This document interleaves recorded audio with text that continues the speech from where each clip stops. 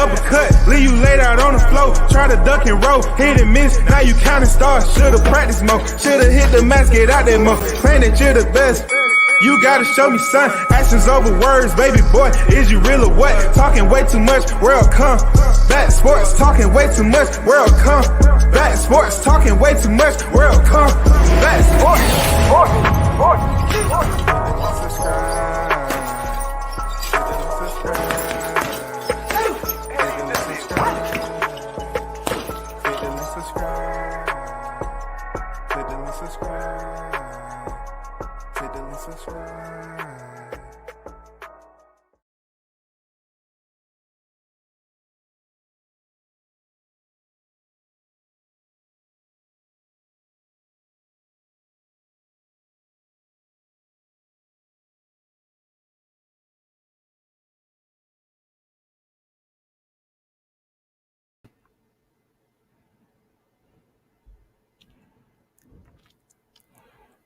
Once again, thanks for tuning in. You're listening to World Combat Sports, man. It's Saturday, and you know what it is. First of all, salute to the WCS supporters each and every day, man. Breaking news, breaking news, breaking news, breaking news, breaking news. So, let me address this right off the rip. This is not anything that I'm the source. I'm the original source. This is information that was. You remember when I was telling you he had, Teofimo Lopez, the former undisputed lightweight world champion, how he had things going on prior to. So now it's coming out from ESPN. Now it's coming up from ESPN that Teofimo Lopez, yes, the same Teofimo Lopez who lost his title to the current undisputed lightweight champion, George Kambosos, was unfit. He was medically unfit to be in that fight, and it could have resulted in death. It could have resulted in death, and I'm going to explain to you why. I'm going to source the ESPN article that is out that's titled, Doc says Teofimo Lopez is lucky he's not dead after boxer found to have fought with air in chest. Once again, he was found to have fought with air in his chest. So let me take you briefly through this very, very important article that details some of the situations and dark moments that boxers experience that they don't speak on in detail when they have to step in there, when they choose to step in there, outside of 100% healthy conditions. And this is one of those times. Mark Kriegel, ESPN. Once again, Mark Kriegel is reporting on this. He has no skin in the game with anything else when it comes to Teofimo Lopez. He is reporting. Teofimo Lopez was risking his life and should have been in a hospital rather than a boxing ring when he lost his 4 lightweight belts to George Kambosos last week at Madison Square Garden. According to a doctor who subsequently examined him and reviewed his medical records, he could have died for sure, said Dr. Linda Dio. With surgical privileges at 3 Manhattan hospitals, how he breathed, I can't even explain to you. It's like somebody tied a 300-pound set of weights around his chest, like his neck and chest were in a vice. Moving forward, that's how he fought. He's lucky he's not dead, said Dr. Peter Costantino, executive director of the New York Head and Neck Institute. I mean, really lucky. According to Lopez medical records, the 24-year-old former undisputed champion, that's what the article read. All right, that's what the article is reading. The former undisputed champion was diagnosed with metastaseum. Pneumonia mediastium. I'm pretty much chopping and screwing this. Just stick with me. with extensive air in his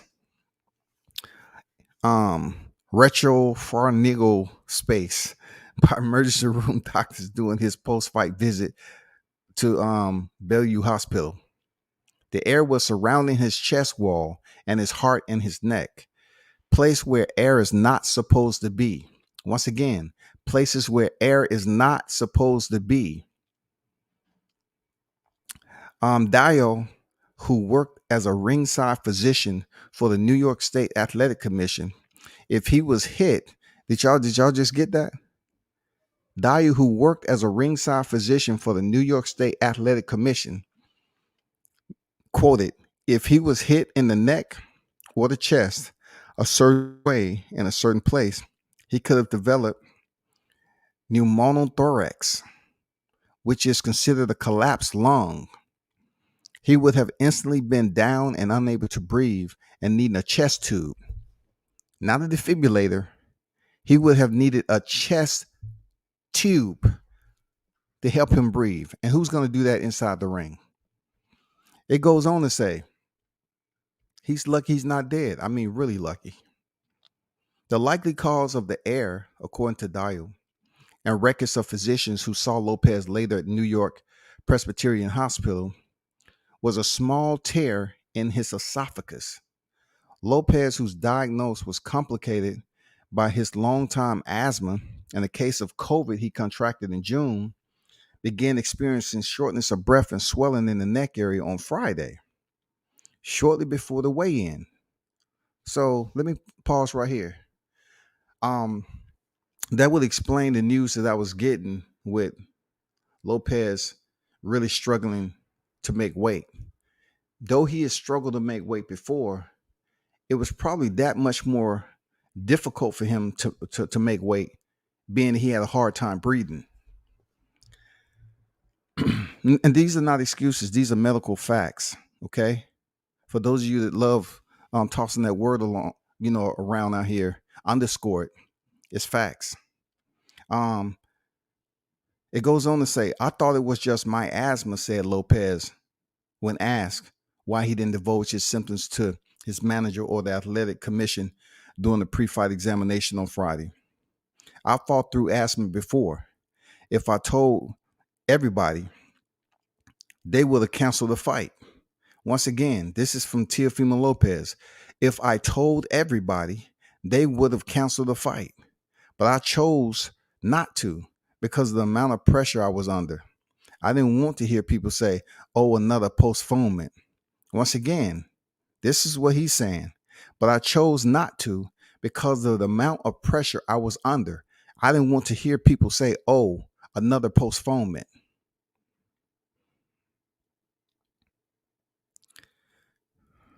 Lopez Kambosos ordered a mandatory defense by the IBF was a star-crossed promotion from the beginning with at least 8 dates going back to May.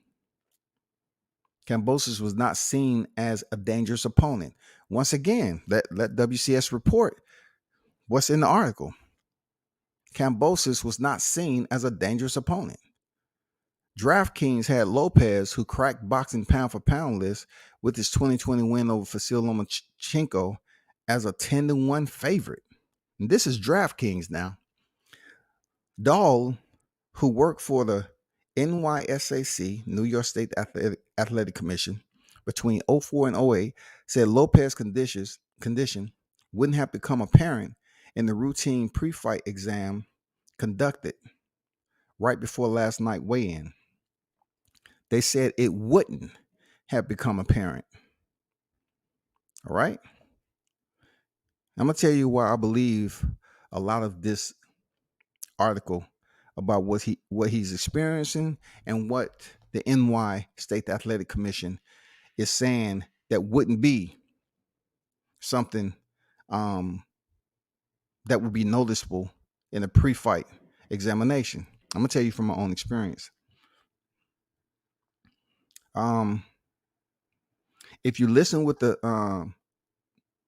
stethoscope, as I did on Monday, his lungs sounded fine. She said, there's no way anybody could have diagnosed this without knowing how severe his symptoms were. When an x-ray then an X-ray and a CAT scan. After the weigh-in, Lopez and his team, minus his customary nutritionist, perfecting athletes, went to the restaurant to rehydrate and replenish. That's where his symptoms took a marked turn for the worse. It didn't get bad until I started rehydrating, Lopez said. So Teofimo Lopez was once he began to hydrate after the weigh-ins, that's when the symptoms started to hit him. He goes on to say his throat and neck became swollen, his chest felt increasingly tight, and his breathing became labored. Again, he said, I thought it was just my asthma. I've been having asthma since I was 6 years old. The likely explanation, according to Castanino, familiar with both Dow and the broad facts of this case, is that Lopez fast stretched his esophagus until the point where he got a tear or something like that. Lopez's parents, including his outspoken father, trainer Teofimo Sr., said they figured he might be suffering from acid reflux or dehydration from the weight cut, which is all true. Acid reflux, you'll get that symptom too. I took a seat in the back of the restaurant by the kitchen, Lopez recalled. Everybody's trying to burp me and relax me. They see my neck is swollen, my voice changed. At the point, everybody looked concerned. I think my dad told me I should go to the hospital. And I said no because they're going to end up probably canceling the fight. After returning to the hotel, they tried a variety of prospective remedies: Gatorade, hot tea, club soda, um, Tums, Pepside, and hot towels. Nothing worked. By Saturday morning, Lopez said, my neck is sore, my chest is sore, my throat is hurting. And I'm like, I guess I'm going to have to fight like this. Kambosos knocked him down in the first round. After the fight, Lopez was given oxygen and directed by athletic commission doctor to Bellevue, where he received 9 stitches for a cut above his left eye at 4:37 a.m. Central. I mean 4:37 a.m. A CT scan mentioned extensive air in his neck cavity was logged in his records. On Monday morning, complaining that he wasn't receiving adequate attention in the busy Bellevue ER, Lopez checked himself out against the doctor's advice. His alarm manager, David McWhorter, called his firm second in command, Ron Rizzo. Rizzo in turn reached out to Dio, whom he knew from his days at the athletic commission. Dio met Lopez at his hotel. The now dethroned champ was headed to John F. Kennedy International Airport, eager to board a flight to Las Vegas to see his son, born just weeks ago, November 16th. Salute to that, man. Congratulations, bro. I looked at the scan when I saw him Monday morning, Dario said. I just said, thank God you're alive. She told him he could not fly and directed him to check in immediately at the New York Presbyterian Cornell Medical Center. Doctors there confirmed the pneumonia, something like not. He was discharged Thursday morning and advised not to fly for at least 2 weeks. I don't know how he went 12 rounds with being able to breathe, Dario said, but he has air where it's not supposed to be, and it's dangerous for him to get on an airplane.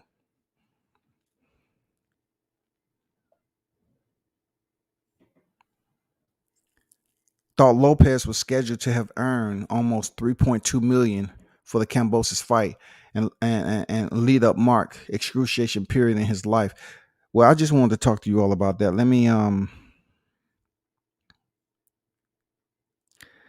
didn't want to let me see what he's talking about.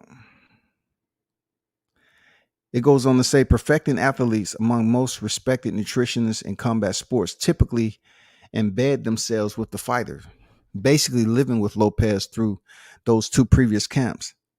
This camp was much more the same way until Lopez tested positive for COVID, indefinitely postponing the fight, then scheduled for June 19. I didn't want to continue to pay them for 9 months without knowing an exact date, Lopez said. It got too expensive. Lopez said he knew their hydration nutrition protocols from the Comey and Lomachenko camps. Still, while Lopez is considered big for the 135-pound weight class, there was no qualified nutritionist on hand for his weight cut. Interesting. Under normal circumstances, perfecting athletes would have closely monitored his weight cut and rehydration periods. This is a very informative article. Lopez said he didn't take Kambosos lightly, but his body has physically outgrown the division. He says his next fight will be at 140 pounds. While he understands how lucky he is to have survived this defeat, he's looking forward to the new year. I've been trying to stay positive, Lopez said, but I've been losing this whole year. So there you go, people. Teofimo Lopez has basically been identified for having an ailment prior to the Kambosos fight. Now, just as I've told you, there was real live situations going on with him. And one thing I need to take out of this that I can relate to, right, is the fact that they said this particular condition would not have been discovered during the pre-fight check. All right. So anybody that deals with nutrition, include myself, at one point in time, because it's not about me. I'm just telling you as far as my education goes with nutrition. Your body go through drastic changes. You know what I'm saying? Somebody who was cutting weight in their early 40s to compete on stage with other athletes that was much younger than me, your body goes through changes, especially when you do a drastic weight cut and your body is experiencing a medical condition that may have been masked during that entire time.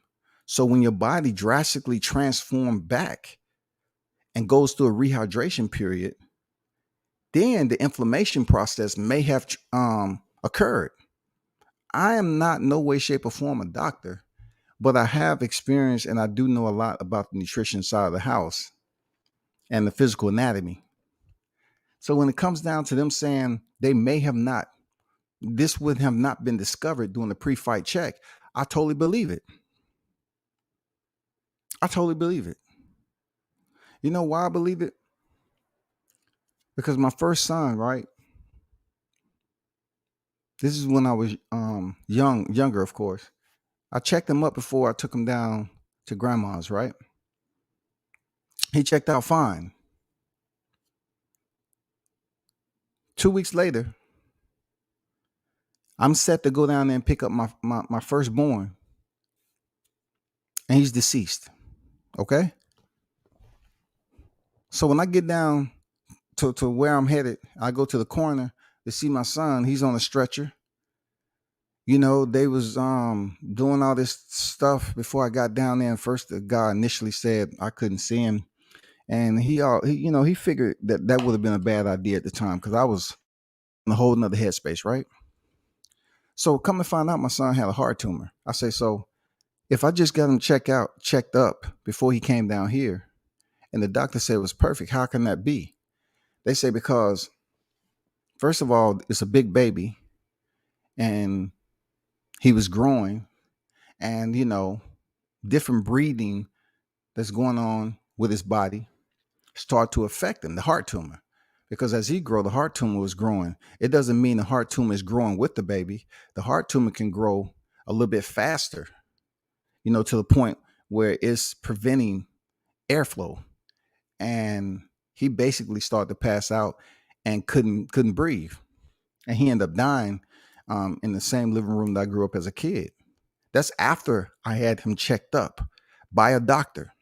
So to hear Teofimo Lopez, going through this pre-fight check and he assuming that this situation was relatable to his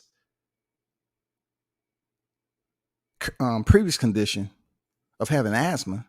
And then when you figure that out and you get used to something, right? Teo was used to this. He said, okay, I'll just fight through it. I'll just fight through it. So he has the pressure to step in the ring because the fight's been delayed 3 times before.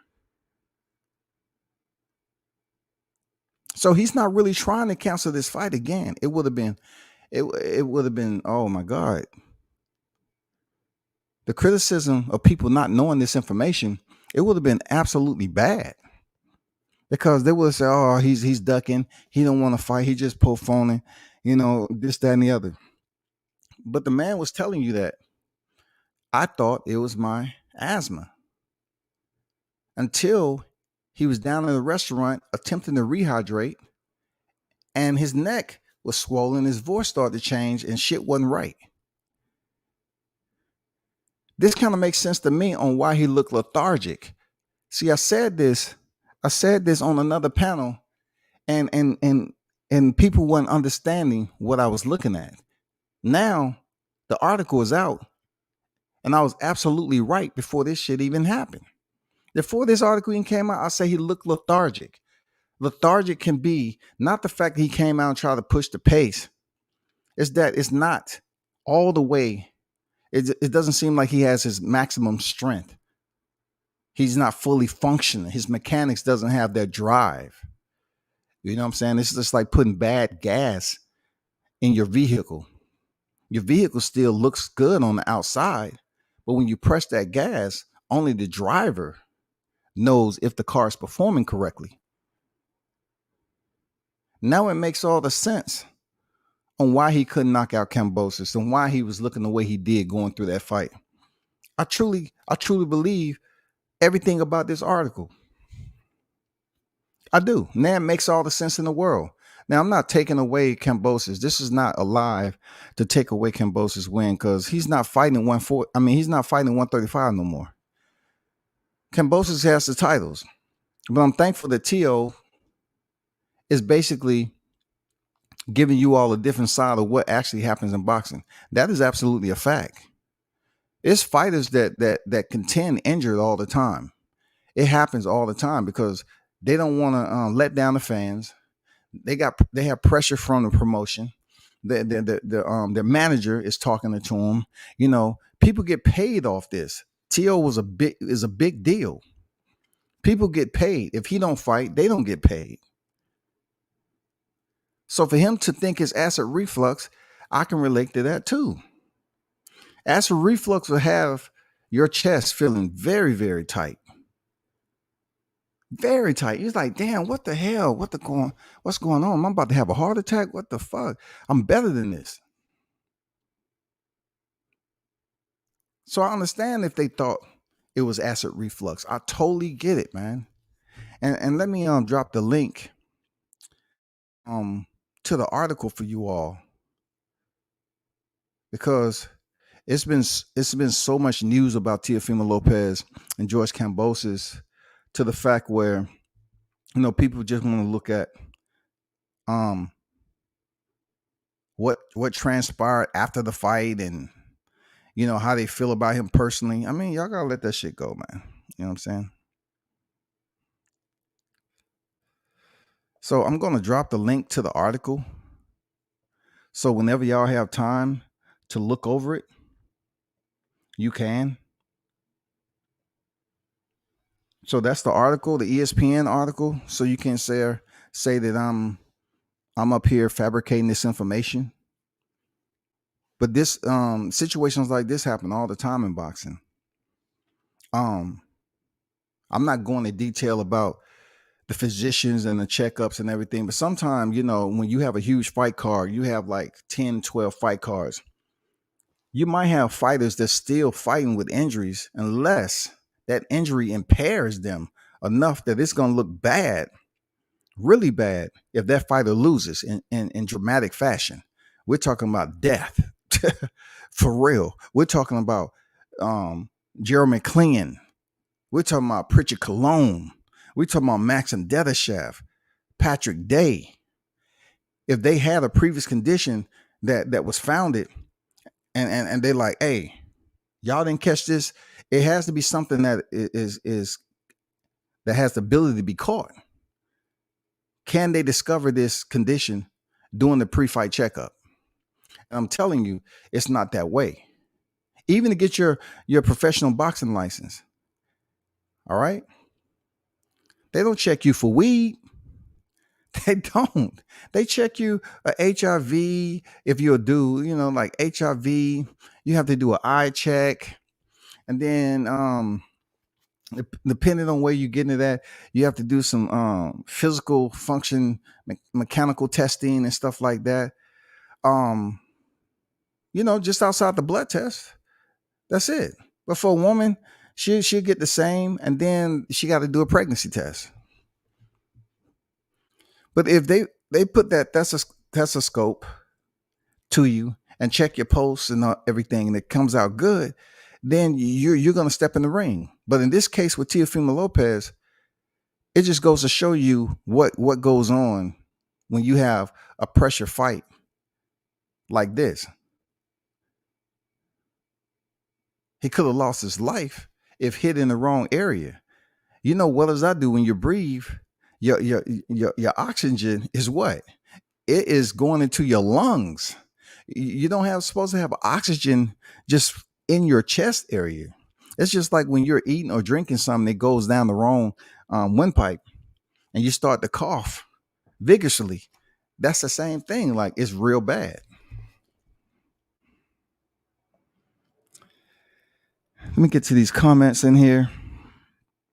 I'm pretty sure there's some interesting ones. Mark J on deck. What's good?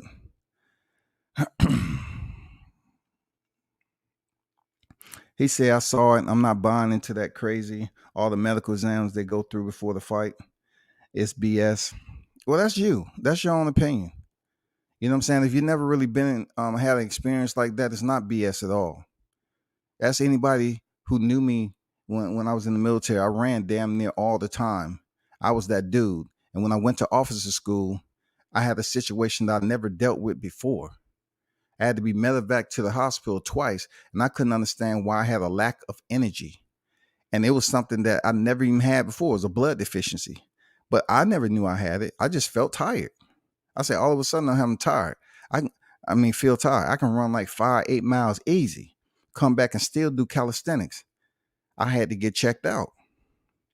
I was dizzy and everything else, and they told me I had a blood deficiency. So then I was like, damn, I never had this before until I started training to go to officer school. So it's not BS, bro. It's not BS in this boxing game just because it's Teofimo Lopez, Mark. You have to open up your mind just a little bit and basically flush out the biasness that you're still talking about Teofimo and his pops are feeling some type of way. That's you. Mitch on deck, come back, what up? He said, well, why the F did they allow him to fight then? Did T.O. know? Like I said in the article, this is something that wasn't discovered or potentially couldn't be discovered prior to in the pre-fight examination. That's what was said in the article. Did T.O. know? Of course he had to know. How the fuck can they blame Eddie Hearns for this? Listen, when you get into how someone's feeling and blaming Eddie Hearn and this, that, and the other, that's something that you have to take up with Team T.O. Team Lopez. That's all I can say on that.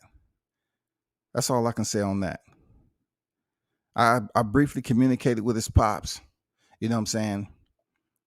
He had let me know that this situation was going to be mentioned.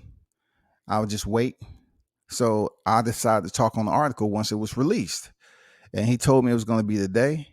And that's what I discussed with y'all. Now, them and Eddie Hearns has something to do with his actions or whatever, but how he was feeling as a human being, that's totally different. Obviously, he had medical conditions that was out of his control.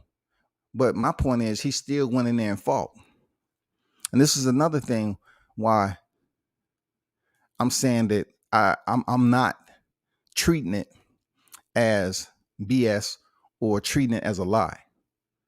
Because I was on a march, right? When I found out, before I even knew I had this blood deficiency, right? I was on a march. Easy work for me. Easy work. I was on a march. We was on like a 6 or 7 mile march. And I was like, damn, I'm tired of shit. And I started getting dizzy. So I turned over to the captain. I say, I'm dizzy. You know what I'm saying? He told me, this is Marines now. He told me, he say, if you weren't cut out for the hump, you shouldn't have came out here then. You shouldn't try to come to this school. See, that's called being routinely conditioned.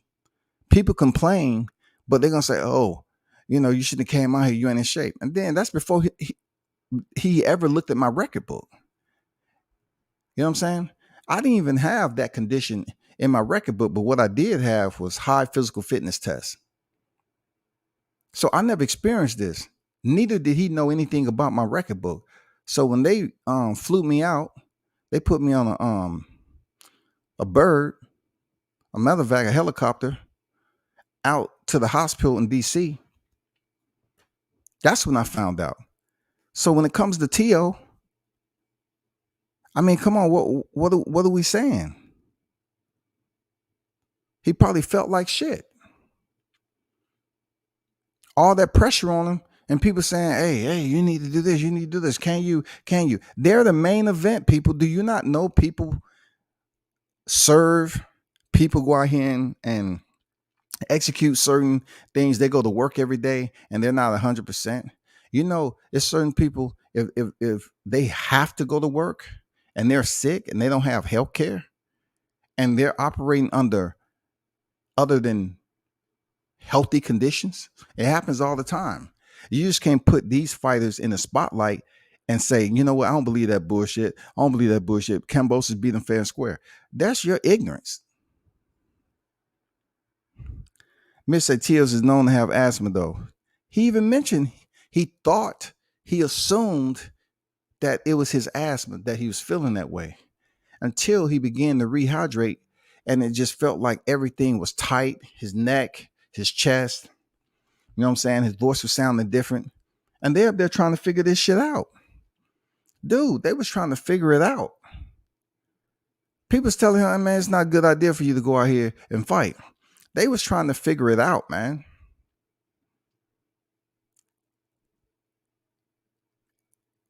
I totally believe the situation where you go through the final moments of the weight cut. I even put out here, I did a live that T.O.'s having problem cutting weight. But I've been around him before where he had problems cutting weight. Now it comes down to what's different about this weight cut than the others. Maybe it's an underlying condition that haven't been discovered or diagnosed yet. And that's what we're on right now. That's what we on right now, dog. I'm telling you from experience in my own life, man, this is highly, highly possible for them not to catch this during a pre-fight examination. I sent my son down to his grandma's right after I had him examined, and he was gone within 13 days. And I had a full examination. Everything came back clear. And then I found out he has a heart tumor that blocked the main artery that allows him to breathe and get oxygen to his brain. But besides that, I'm holding my son, I'm doing this, that, and the other, and then now he's passed. So I can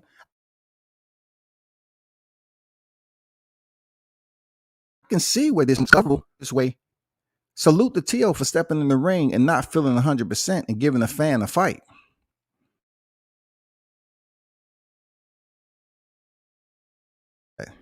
What you look for, bro? But everybody's not gonna do it because of the controversy shit. Big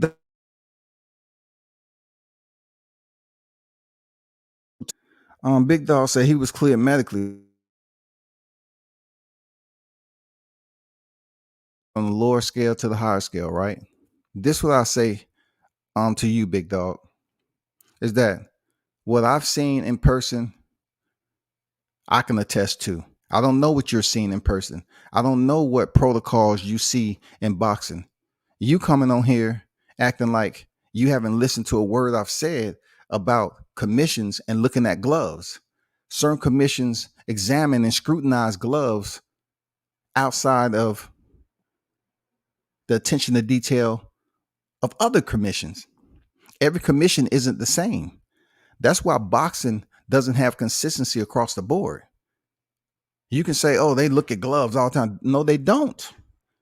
Sometimes they come back there and just sign the wraps, and then they watch you as you put your gloves on.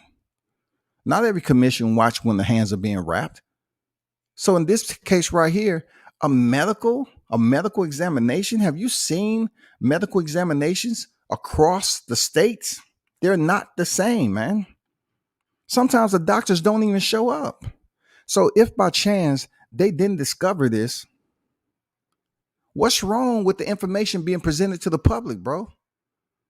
How can you just sit up here and say you don't believe that when you don't even know the protocol consistency across the board from these commissions? You can't come on here and say he was medically cleared. Man, medically cleared for a boxing, look, a boxing match that you're the main event, the shit's gonna happen. The shit's gonna happen. It's been plenty of boxers that go in here that's injured. And you'll say, well, they was medically cleared, right? I mean, come on, that's the most selfish answer you can give, big dog. I know you better than that, bro.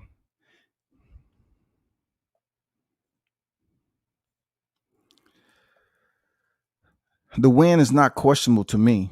We can't know what happened as a result of the fight as opposed to going in the fight and those issues. Obviously, he came out of the fight in worse condition. He ended the fight in worse conditions, in the worst conditions. All right. Going and being actively engaged in combat during the fight, he was strong enough to fight through those conditions that he was experiencing pre-fight. We can't say we can't say that what because we're not in his body, but I'm just saying him feeling a certain way before he split the ropes and him fighting through that enough. I mean, it's combat sports, man. Everybody has a different level, a different threshold that they can fight through. Point blank, period, man. Just because a fighter steps in the ring, we all know those fighters are cut from different cloths. Every fighter threshold when it comes to damn digging deep is different. The barometer is different, bro. Give them credit for fighting through it and give them credit for saying that they're fighting at 140. They didn't say in this article that they tend on going back for a rematch with Kambosos. They chopping it up as a loss and moving to 140, dog. So why y'all up here acting like the man is trying to say, well, they didn't say nothing negative about Kambosos in this article. It just shows that Tio was trying to catch a flight back home to see his child. And they was against that. They say, no, you need to seek medical attention. We've heard those stories before, right? Where boxers are so hell bent on feeling a certain way, or they might be missing their family or whatever, and they want to do things on their own. So they say, no, I'm gonna go do this. And they say, no, I don't think it's a good idea. It's just like Maxim Dedashev with Buddy McGirt. He was saying he was okay. And Matias was giving him, some solid work in that ring. But Dadashev was up there saying, no, I'm good. He said, no, Max, you're not. You're not, Max. You're not. He said, I am. I'm good. He said, no, Max, I'm stopping the fight, Max. I'm stopping the fight. And what happened? Max left the ring and he fell out. But Buddy McGirt's been in the game long enough to see, hey, you're not right, man. You're taking too much punishment. And he ended up dying. I say the win is questionable due to medical condition. You know what I'm saying? Tricky shit though. If there's no communication between fighter and medical staff, there's no way to know what to look for. Now, once again, check this out about the medical staff. You all, you all picture this right quick.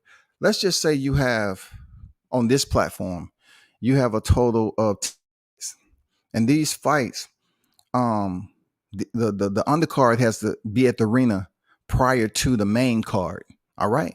So you go there and these individuals just receive a medical checkup and everything else and all this shit. You think they taking an extensive amount of time for these fighters?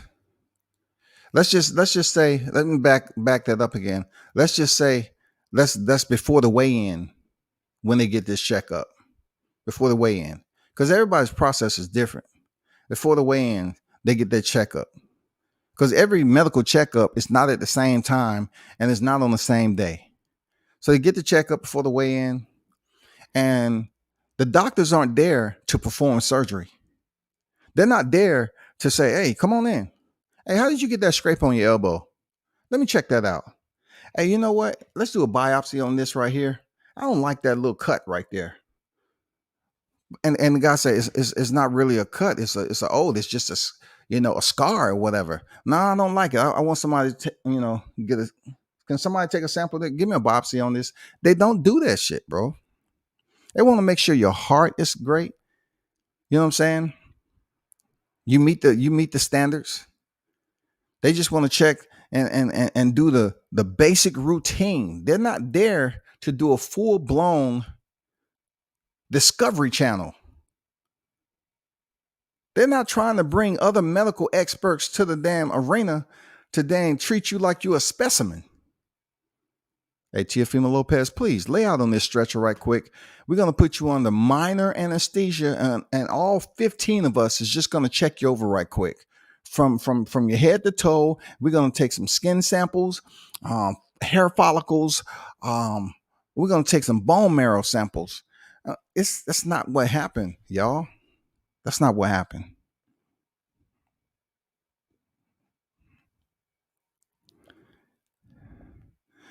Medical facts can be reported by ESPN. He also had an elbow injury and couldn't get the proper sparring. He spent most of his money. Um, Wife left him, and he wasn't mentally ready. And hearing all of what you said there, Mello, is pretty much what I was speaking briefly on. You're absolutely correct.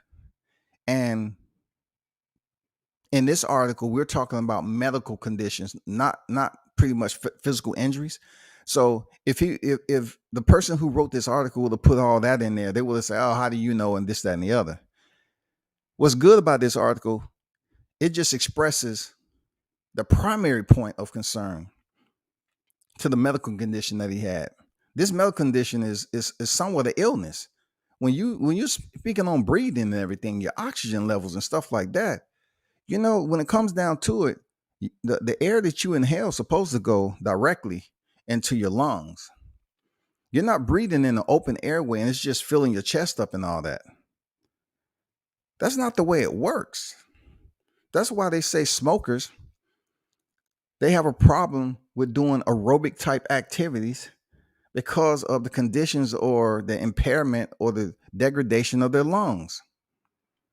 Now, if we was just breathing into the open frame of our body, that would be interesting.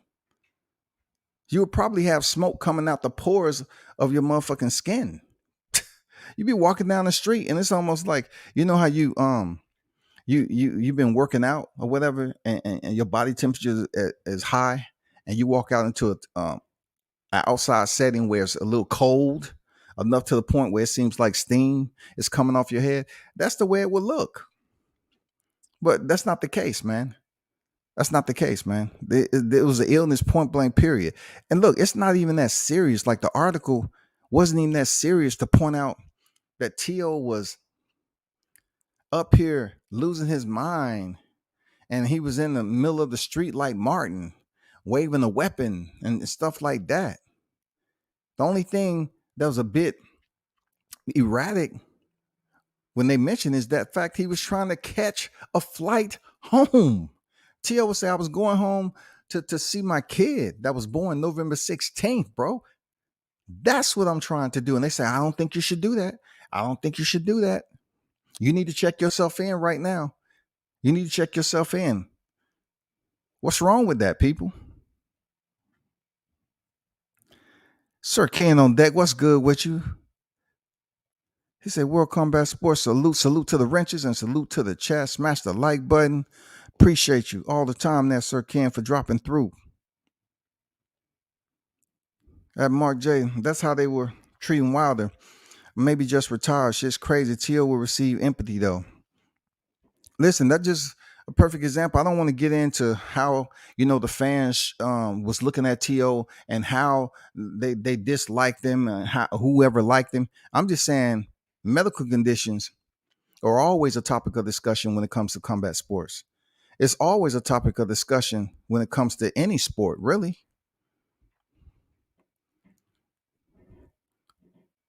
He was the main event.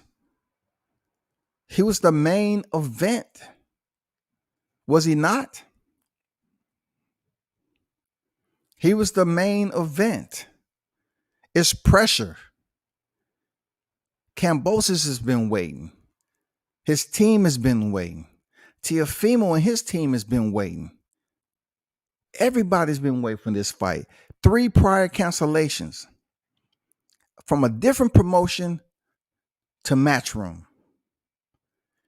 It comes a time when you got to make a decision. And that's what he said. He said, I'm not feeling the best, but I'm going to go ahead and try to get it over with. Why not try to come out in the first round and knock Kambosos out? Now his plan makes all the sense in the world for him to come out the way he did and just lay it all on the line and try to get Kambosos up out of there. And then look at the knockdown, y'all. Come on, man. Kambosos' knockdown was worse than Teofimo Lopez. Kambosos dropped Teo when he was fresh with a right hand. So that goes to show you his power is overrated because Teo was feeling the way he was and he knocked Kambosos, who was on his knees, y'all. Man, come on, man. Y'all can see that shit for yourself. This man is medically impaired and he still gets a knockdown later in the fight. And that's a warrior spirit right there.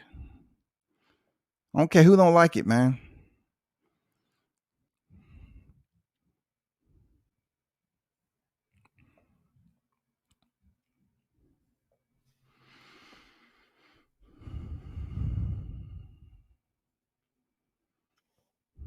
That's your assumption, man. Mark said, when I seen Teo come out all wild, he wasn't wild, man. He was just aggressive. He wasn't wild. You know what I'm saying? I don't consider that wild. I consider shit Ricardo Mayorga used to do as being wild. You know what I'm saying? Like he came out and tried to finish the fight because he would rather get the hell up out of that ring as soon as he possibly can. So every fight plan, look, they always tell you, Mark, every opponent ain't the same. So therefore, every fighter going through fight camp and everything, they don't feel the same every fight. You find out sometimes after the fight, hey, perfect example there, Mark, while you sitting up here trying to shit on Teo. Perfect example on how Lomachenko went in there with Teo and he fought. He didn't fight the first half of the fight. He comes on in the back half and say he had a shoulder injury. Okay, people start feeling sorry and trying to discount the damn win that Teo had over Lomachenko. And then Lomachenko come out and say the judges were paid off. So don't sit up here and put too much emphasis on Teofimo Lopez and what he said after the fight. Because goddamn it, a 2-time Olympian, 3-weight champion was up here saying, oh, let me take the picture. He puts a picture out in a hurry of his shoulder being scoped or whatever. They put some bandages on that shit. And then he said the judges was paid off. That's worse than anything Teofimo said about, I won that fight. The fans know that fight. That's just banter, man. That's just trash post-fight banter, man. He's bleeding and shit. What Lomachenko said after the fight was worse than what Teofimo said. He said the judges was paid off, dog.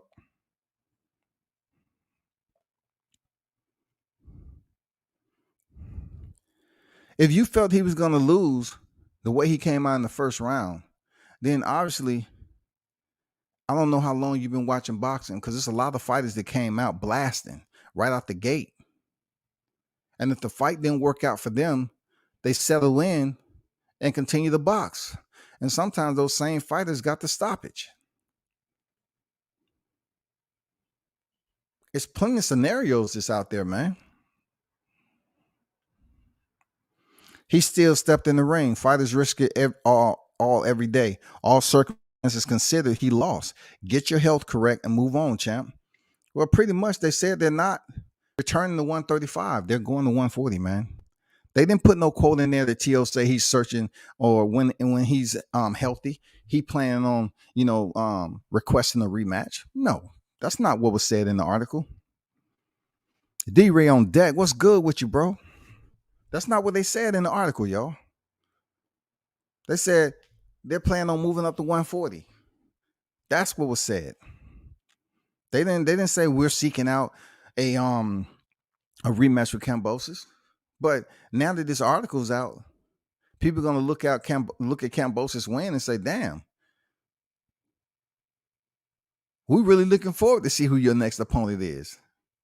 Because what Teo fought to make it to the final bell, he wasn't even. He probably wasn't even freaking 60%, man.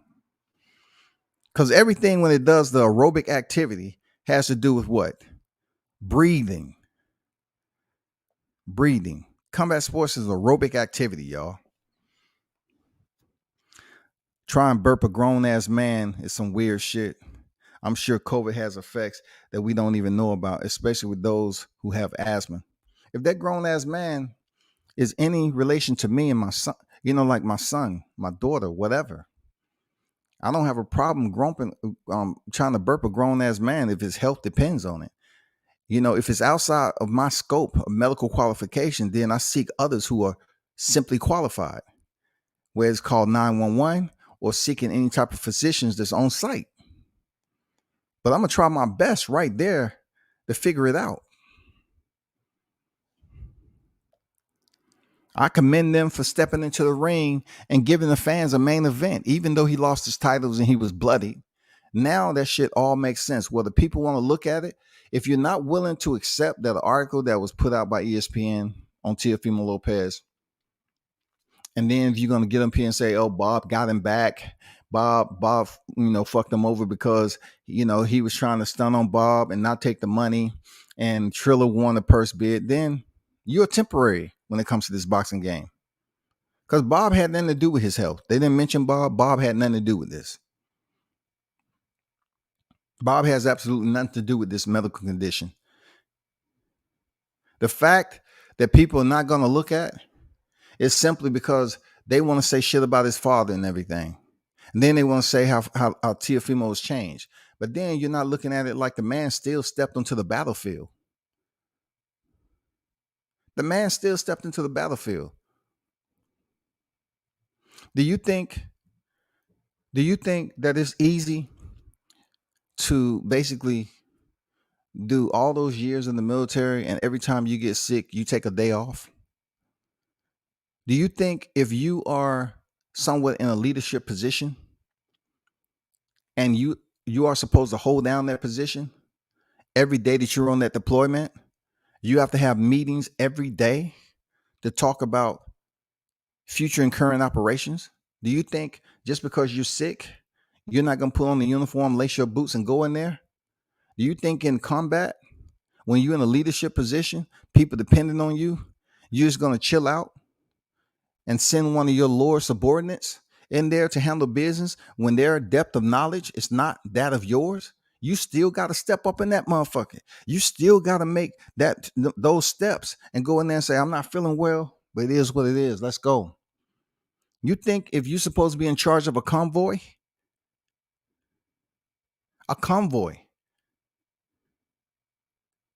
you're the officer in charge of a convoy, you're the senior commander in the convoy, and you sick, you think you ain't going on that convoy? You going on that convoy, feeling like shit and everything. So give it up for Teofimo Lopez, man, for stepping in the battlefield and giving us a show. It didn't work out for him, but he still stepped up in there, dog.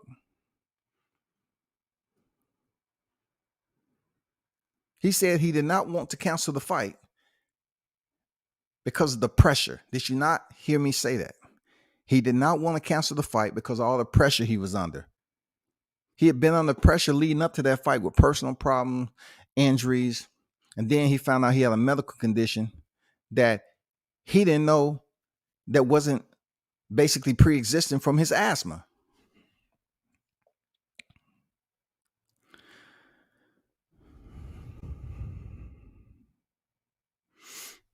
Melo said this makes T.O. looks worth honesty.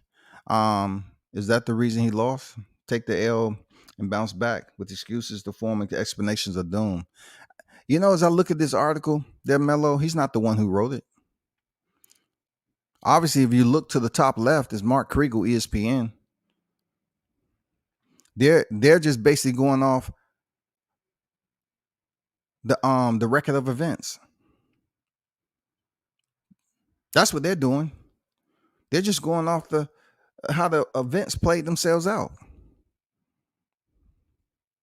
If Teofimo Lopez jumped in the ring and he fought, and he made it to the final bell, and all this is coming out in the wash, why is it that you're not understanding what you're saying is absolutely absurd? He took the L. Like I said before, they didn't say they was coming back to 135. They said it was moving to 140. But what's most important is, how is Teofimo prohibited from speaking about a condition that he had?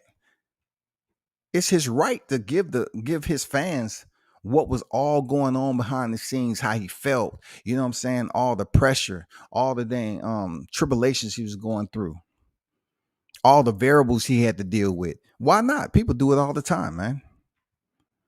Come on, man. You can't sit up there and be that cold hearted and say, well, the form of explanations of doom. You sound a bit immature, bro. Whoever you might be. I can understand that those calls the media would have went in on him. If he would have canceled that fight, then it would have subjected him to piercing criticism. But the fact that he stepped in there, man, he should be, praised a bit for going in there fighting with an ailment.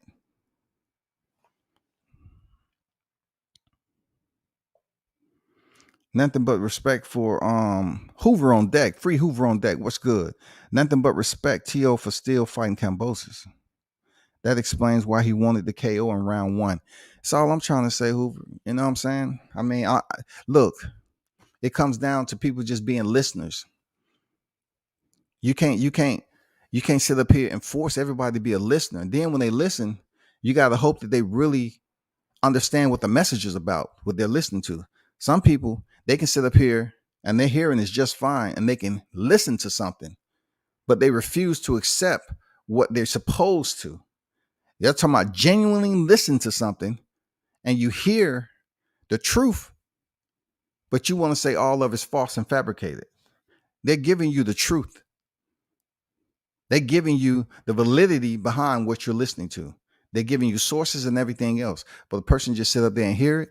Nah, I don't believe none of that. Why you don't? Just because he's a liar. Okay. SB90, what's good? SB90 on deck. Mid-say fighters go through all types of shit. Absolutely. This is talking about physical injuries. Physical injuries, they go through shit. Not to mention all the medical and psychological situations they go through. All the damn internal health conditions they go through. These fighters got to get paid too. They don't step in there and say the only time I'm going to take a fight is when I'm healthy. Perfect example, if I was to say and give any type of criticism about Errol Spence eye injury, people are babysitting the situation, but he had an eye injury. So he decided not to fight. It happens all the time in a fight, man. Fighters get injured. They don't step into the ring. How many times did we see fighters popping positive for COVID? They didn't fight. So if COVID is a situation, a medical condition that's internal, why is it impossible, those of you that's in the live chat, for Teofimo Lopez to have an internal ailment? Oxygen in this test. If people can catch COVID and they don't allow them in the ring to fight, because for one, it's supposed to be contagious. Then, and also it messes with your breathing from someone who had it. So therefore, when it comes to his condition, why is it not believable that he still stepped in the ring as the main event, as the undisputed champion, to go in there and give the fans a show? Man, please. Ben Israel on deck, man. What's good? He said, Shalom, WCS is man down today, tomorrow, and forever. What's good with you, bro? Appreciate you pulling up. Snacks B on deck, man. What they do, Snacks B? Shout out to Snacks B, man. I remember you used to come over here way back when, bro. Good to see you back over in the on the damn neighborhood, bro. Appreciate you pulling up there. Doctor said he went in that ring with some type of pneumonia. Hey, you know what I'm saying? Anybody who had COVID and any type of pneumonia, one thing we know about some of these sicknesses is the mucus part of it. when it deals with the breathing. People always say, "Oh, I'm having a hard time breathing. I'm having difficult breathing." When you say that, if you want to get disqualified from a fight, say you're having a hard time breathing. Say you ain't getting paid. You are not getting paid. I'm having a hard time breathing, but I'll put this to your chest and it seems like everything's good. But just having a hard time breathing. Okay. Hey, he can't go in the ring. But what? Because you said you're having a hard time breathing. They're not going to let you in the fight. So if Tio want to bring it to the physicians ahead of time, they would have canceled the fight, just like he said, y'all. They would have canceled the fight. You know how many people would have been let down if news broke? If news broke that Teofimo versus George Kambosos was off, this is while the fight card is ongoing, right? While the fight card is ongoing, news breaks. Do you know how many damn thumbnails would have lit up this YouTube damn jungle? Breaking, breaking, breaking. Wow. Breaking, breaking, breaking. Teofimo, George Kambosos off. Teofimo Lopez, George Kambosos off. Teofimo having trouble breathing. You know how many people would have crucified Teofimo. They would have crucified, including George Kambosos. So I think what we're seeing right now is very acceptable because he lost his titles. He received medical attention. You know what I'm saying? What else is there? And then he has an opportunity to continue to compete in the sport, which he has already made it clear, him and his pops, that they're moving up to 140.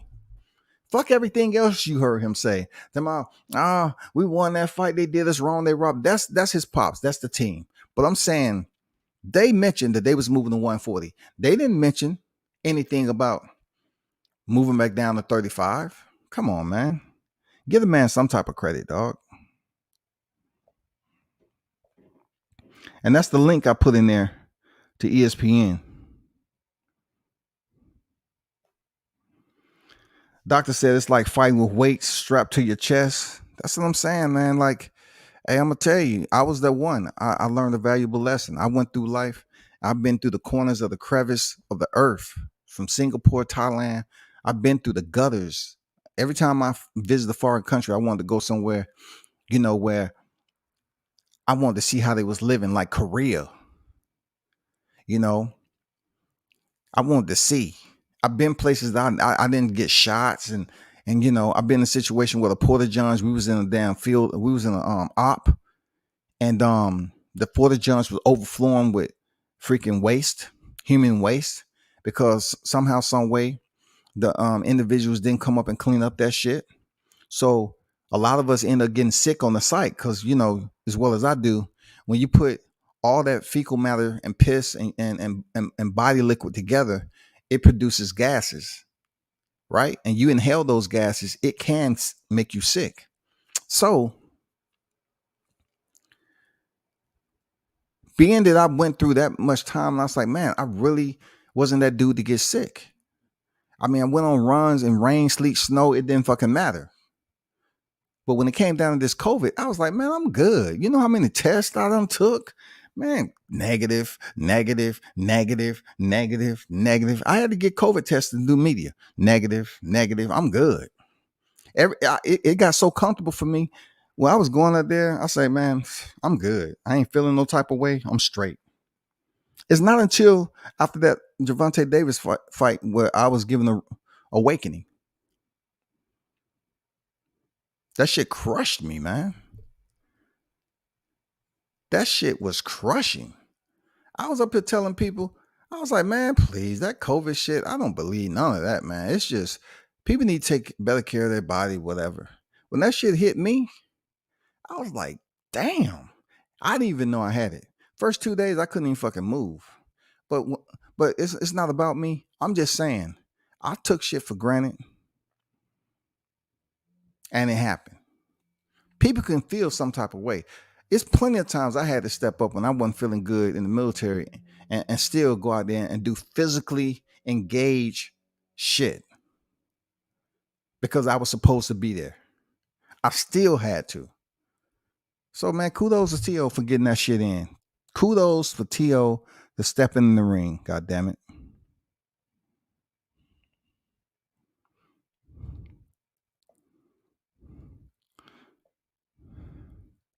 Snacks B say smoking them damn hookahs. Not saying, not saying that. Why, but hey, I feel you there, Snacks B, for real. Hey, listen, hookah isn't supposed to be as damning as cigarettes with thousands of chemicals in it. But hey, I don't know, man. We look, I know some cats that smoke shit. It ain't nothing in it. It's just like they going through the motions. I know some dudes that's smoking and they really got the damn cocktail in that bitch, boy. They smoking that shit and they feel right. They feel right. Like when I look, perfect example. I speak off the receipts that I know. I even posted pictures. But when I saw Shaq down here smoking that hookah, I swear to God, just imagine how big Shaq is, right? Just imagine how big he looks sitting down in a chair, okay? When he was sitting in the chair, it was so much smoke around Shaq. I say, damn, I was curious to know what was in that motherfucker. Like, god damn, that seemed like some shit that's special made for Shaq Diesel. This dude was huffing and puffing. It was smoke. The person that around him had to be a smoker. I couldn't have been sitting next to him and he was blowing out that smoke the way he was. I couldn't. But it must have been good because he was goddamn blowing that shit with fire. That's why I have super respect for fighters. If Tio had died in the ring or near after, all those promoters and sanction bodies definitely wouldn't support his family. True words there, Mitch. And also, to caveat to that, Mitch, it's the fact that you just look at the fighters who have passed away. Look at the fighters who are still in a condition of disability. Look at the one that is the ones who are spoken about all the time. Everybody can't be a Donna Stevenson, bro. Everybody can't come up out this motherfucker. Look at Pritchard Cologne. Have you ever seen the fight that he was in before he actually went into that state? Have you ever seen how the fight was playing out? Jerry McLean, you see the fights he was in? To see him now? Man, you got to praise these guys, but you also got to wake up when you criticize them, right? You really got to criticize them for shit that's blatant. Like, are they really out here acting a fool? But then when it comes to health conditions, people are so routinely, like, people are routinely acclimated to criticize the fighter that they don't favor. They'll fucking criticize the shit out that fighter because they don't favor the fighter. They don't give a damn about the fighter. They like the other fighters. So the one that's damn, coming out with this like Tio, they say, oh, he capping, man. He lying. He ain't make that. No, he was feeling just fine. He got his ass beat. That's human life, dog. Foul player on deck, man. Just came through comeback. What's your take on this story? Facts or baloney? I definitely believe the validity of this story. Absolutely, I believe it. Absolutely, I believe. Why do they have to come out with this? He's not getting the belts back. Why do they have to come out with this, bro? Why are they posting this article? It has no relevance on him or the decision that was made. Kambosos is the champion. Kambosos will keep his belts. Teofimo is moving up to 140. When he returned to the sport, he will fight at 140. I still have faith in Tio as a fighter. He's very exciting. He did not look, just like I said when Deontay Wilder stepped in there. The rematch and his third fight, he just didn't look like the previous fights. I say Teofimo Lopez, in my opinion, did not look like himself against Kambosos. And just think about the news that you're hearing right now and the fact that he was still able to knock Kambosos down in the later round. What, the ninth round? Something like that. Just think about that. Just think about it. Just look at how Teofimo hit the canvas and the way Kambosos was cheering. And look at how Kambosos was looking when he got knocked down against Tio. Man, boxing don't have no retirement plan. Appreciate you pulling up El Foul Player in the building.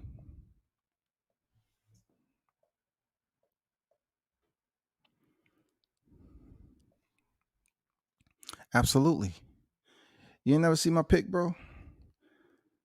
I post it all the time. I know people just overlook it. It ain't no, it ain't no problem, man. It ain't no problem. I'm just blessed to get up out of there, retired. Tio was using that asthma inhaler after the fight like crazy. That tells you something was off. That's once again, Hoover's dropping some info. You know what I'm saying? Like people see him using an inhaler, they're gonna say, "Oh, he has asthma. That ain't nothing. He has asthma." And I know he can't breathe now because goddamn Kambosos is whooping his ass. That's the damn banter that's gonna go on. People gonna basically make light of him losing his titles. When you have a outspoken father, when you have a father-son tandem and the father is outspoken, like Lopez Sr. and Danny Garcia's father and any other father that's out there that's outspoken, people are always gonna try to come at you, bro. They always gonna try to come at the fighter, just like Michael Williams Jr. He's very quiet, reserved individuals doing his thing in life, but most of the hate that's received and directed towards them is because his pops is outspoken and he really cares for his son, so he will be the mouthpiece. It's not the fighter. I'm not saying T.O. is a quiet fighter. He didn't say anything for people to dislike him. Everybody have their damn preference or whatever. I'm just saying. Ken say fans a lot of time overlook that fighters are human and they have injuries. Yeah, man. Nobody is off limits to physical injuries, man. He should have been cleared. He was cleared. If you saying he shouldn't have been cleared, yes, he should have. If they didn't find anything and he didn't know, listen, the only red flag that Snacks B was the point of when he mentioned that he was rehydrating and things start to show themselves. They start to surface. Just look at this, Snacks. You are the main event. You have so many people in your backyard coming to see you fight, man. Man, that's a huge load of pressure that you got to deal with. You have to see these people walking around town when you're there. Either one or two things happen. Okay. T.O. said, I thought it was my asthma. Well, we thought it was acid reflux. They're trying to resolve the issue like a warrior would. They're trying to resolve the issue. What did Deontay Wilder say when he stepped in there with Tyson Fury to rematch? He said, shit, when I took the mask off, I didn't feel the same. But I'll say, oh, hell, I got to go out here and get it. I got to make it happen. Oh, well. It's fighters that go out here and fight with injuries and stuff all the time, people. You can't say we're boxing fans, but yet we don't respect what occurs to a boxer, in fight camp, in the ring, all that. It's fighters that you say, damn, so-and-so usually use a jab. That left jab is damn respectable, but they ain't using that shit. Maybe they hurt their hand. And then after the fight, they say, I broke my hand in round 2. Batman on deck. Shout out to John Page, man. What's good with you there, Batman? Devin the Nightmare Haney versus Jojo Diaz. I'm of no authority to question the doctors, but I'm sure the punishment sustained from Kambosos and going 12 rounds played a role. No one's saying that the punishment sustained didn't play a role. Look, how much more punishment, Mitch, are you expecting to receive entering the splitting the ropes other than outside of 100%? If you go into a situation that you have to engage, especially in full combat, isn't it logical to say that you're going to take more punishment than you would?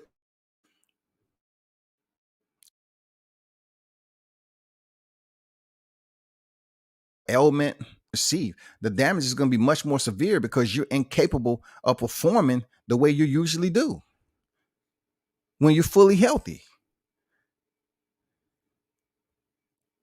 So we can wish and say, man, I wish T.O. was healthy, man. I wish I would like to see. We ain't gonna never see that fight. It's done. It's over. Kambosos is the champion. If you go in any type of condition and you're not healthy, you have some type of physical ailment, or injury, disability, or whatever, you're not going to be able to do certain things you usually do if you was 100%. You know what I'm saying? That's just fact. You're going to take more of a beating. You go into a fight and your knee is fucked up. Guess what? Somebody's going to take advantage of it. If they really scoping out how you're moving and everything, they say, oh, he got a fucked up knee.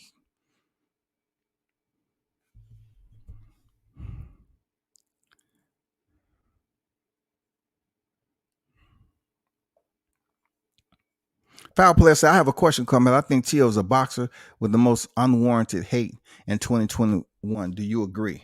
Hell no, I don't agree. Come on, foul player. You know who got the most unwarranted hate? That was Deontay Wilder, dog.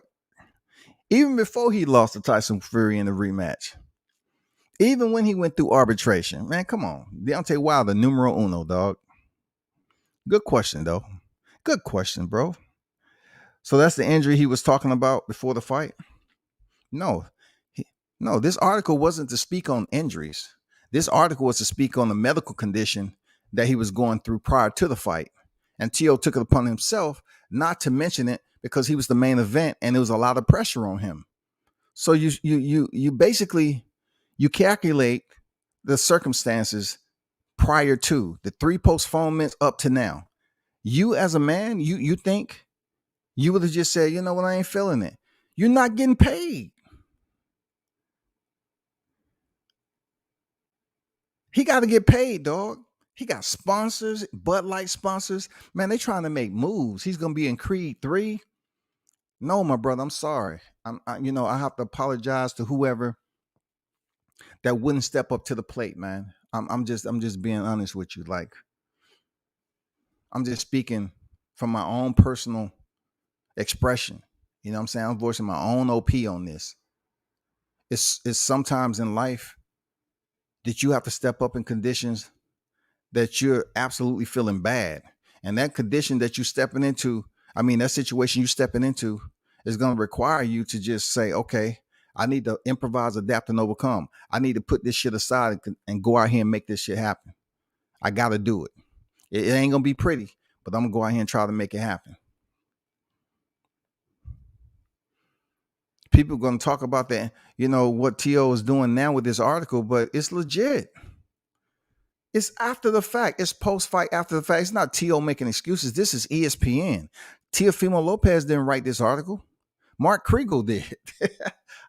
Come on. He's not asking for his belts. He's not asking for a rematch. He's telling his people. He's telling the boxing community, I was in a different type of situation medically that prevented me from going in there and performing at 100%, bro. That's it.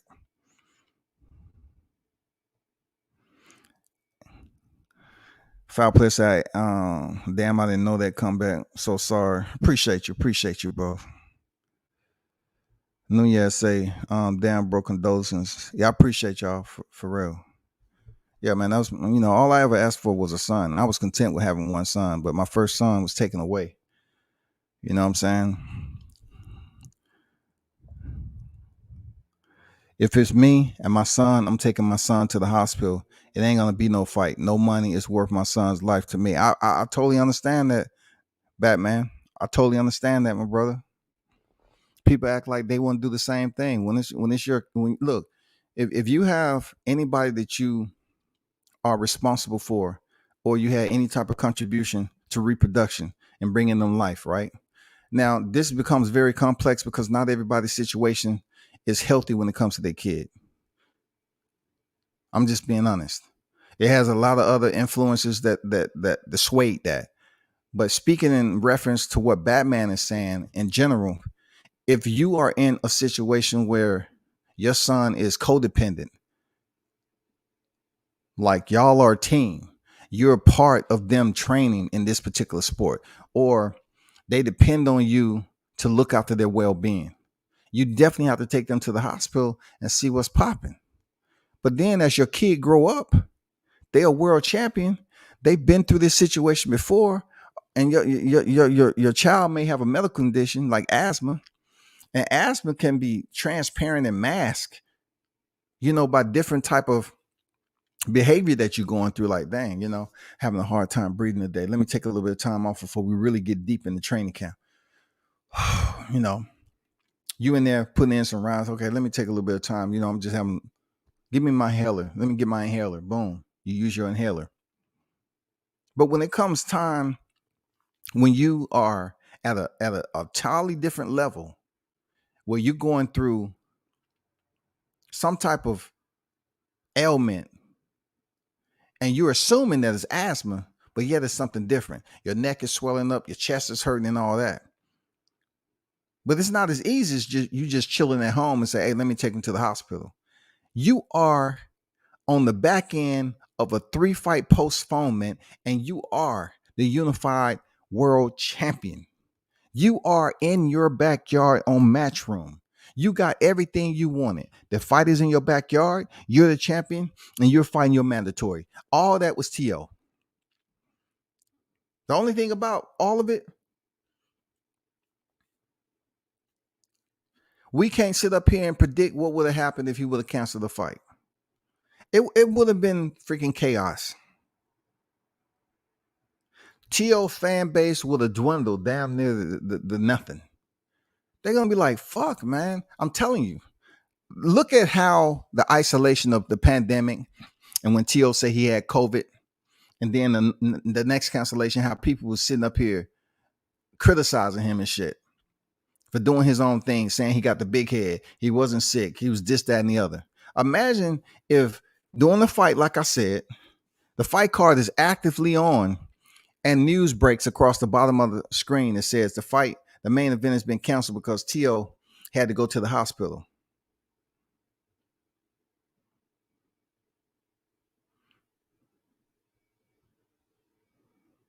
The boxing community is not going to give him a pass until they start finding out medical information. Medical information like this ESPN article. Doctor says Teofimo Lopez is lucky he's not dead after boxer found to have fought with air in his chest. Come on, man. Y'all have to give this man credit for fighting. What if he would have died in there just like Maxim? What if he would have went into a comatose state? What if he would have left that ring and then moments later he's fighting for his life? He comes out of a coma and he doesn't have any brain activity. Like, what people gonna say? Well, he shouldn't have went in there. You're not gonna be that cold. You're gonna be like, damn. People gonna be putting up pictures of when they was with T.O. Man, look at this picture. I was with T.O. Damn, I can't believe he's gone, man. I can't believe he's no longer here. Cold world, shawty. Cold world.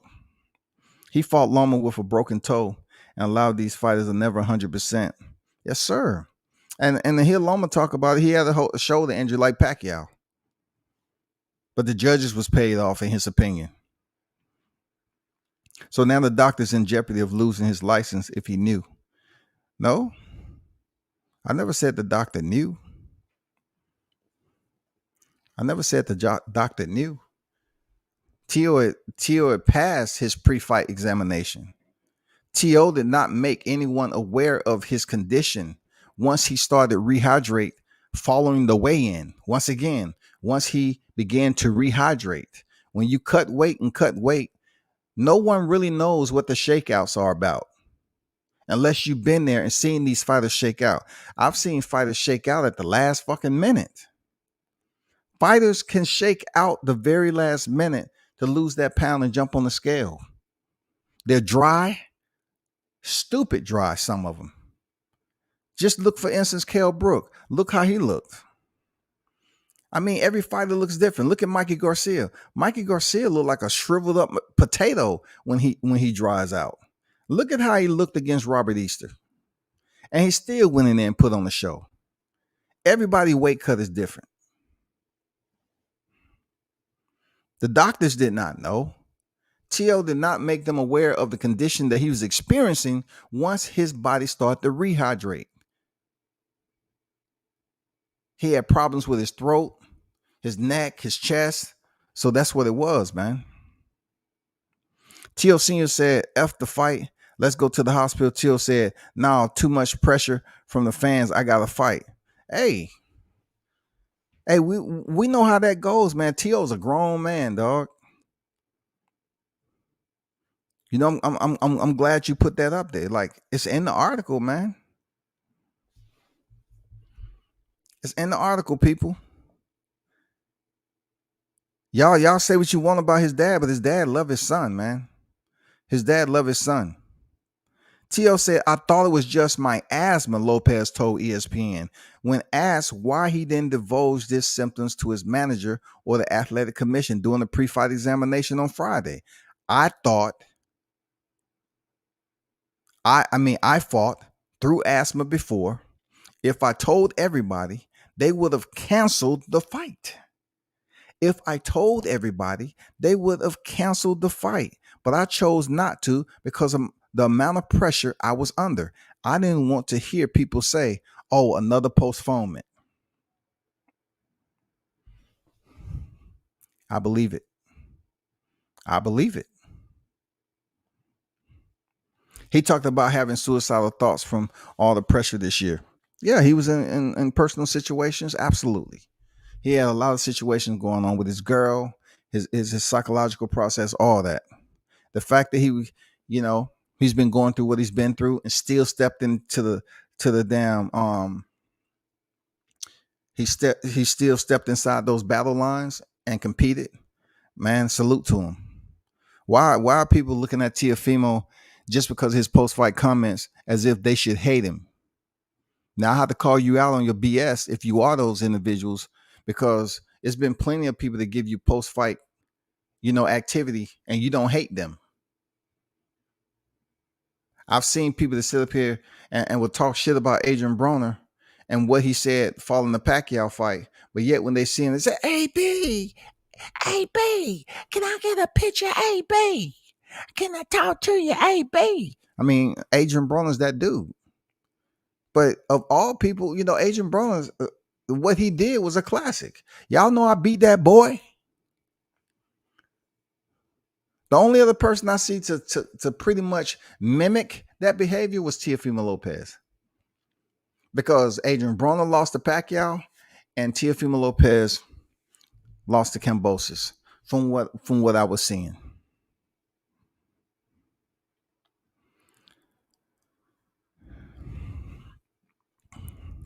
Ben says too many excuses. Arm, chest, throat, Kambosos. My daddy. I don't find it is excuses, bro, because they're not asking for a rematch. It's not excuses. It's just medical.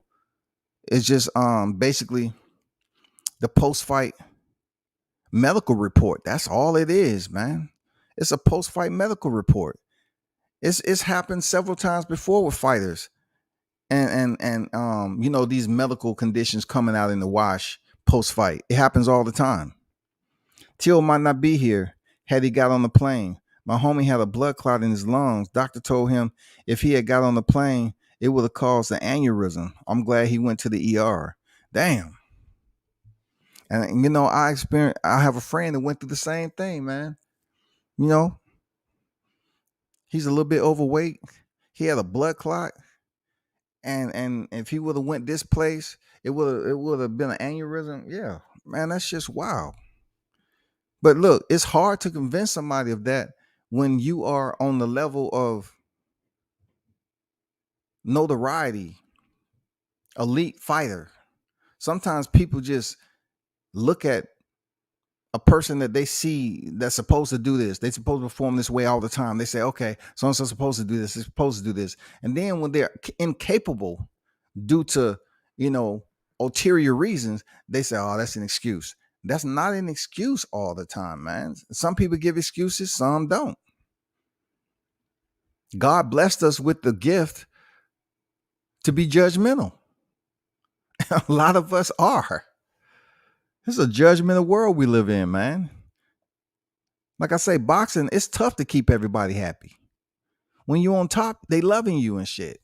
They give you all the fake love you ever wanted. They give you all the fake love you want. But somehow, some way you fuck up, they all on you. What did Mike Jones say? Back then you didn't love me. Now I'm hot, you all on me.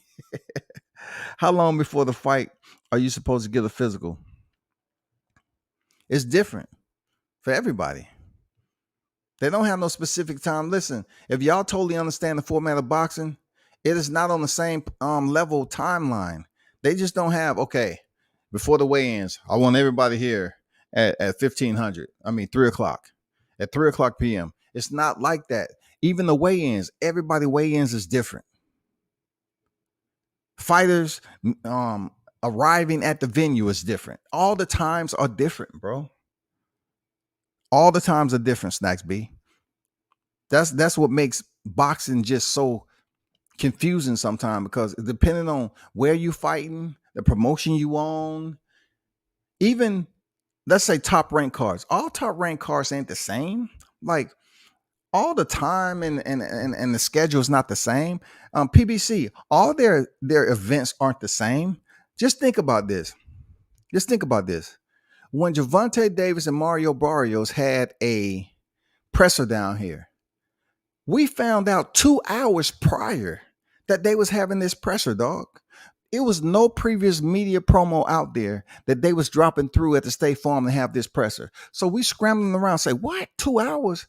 Damn, they dropped that. Come on, man. You got to be ready. This boxing game, everything is way off the mark. If you thinking this is supposed to be, hey, let's stick to what works. Let's provide consistency, okay? Let's schedule this and have this same timeline, mirror one another across the sport. It's not happening, bro. For real, Mitch, more excuses. Take the L. He did take the L, Ben.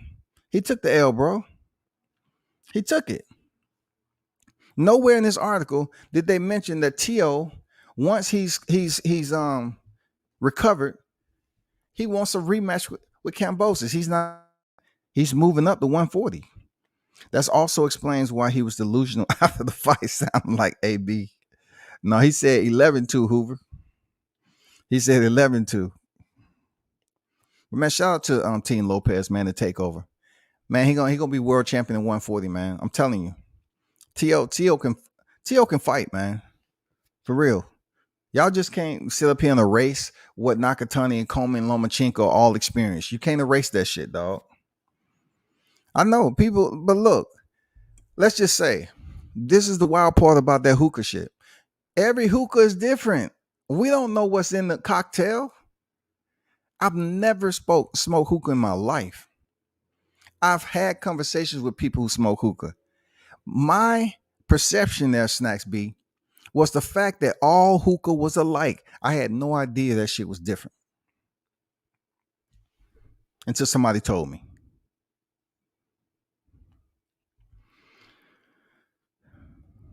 Ben say Free Hoover, no, it wasn't hands down the explanation.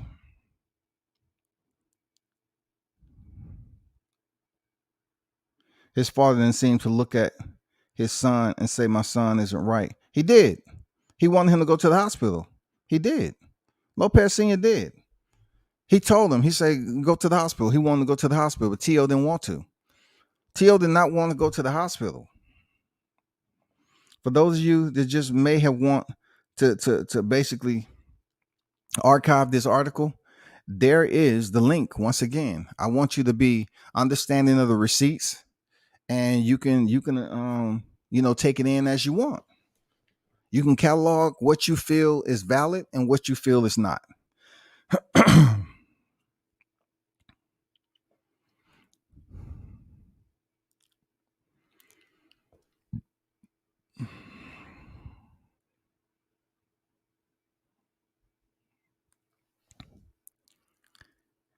Hey, y'all keep mentioning backflips.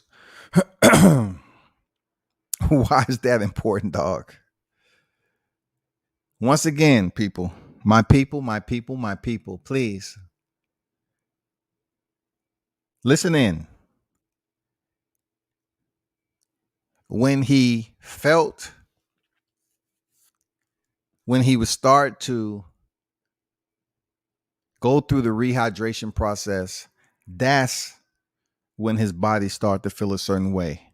When he start to undergo the rehydration process, everybody goes through the rehydration process. You know what I'm saying? Like everybody can't sip on liquid and then jump on the scales. Everybody can't do what Devin Haney was doing. Everybody can't do that. Some fighters, a lot of fighters have to come on that scale super duper dry.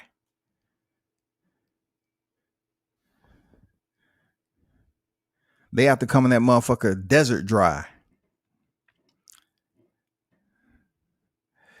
Snacks B, that boy was punch drunk and straight delusion. Kambosos put them hands on the kid. You seen Teo's face after the fight. He looked like those statesmen, he said.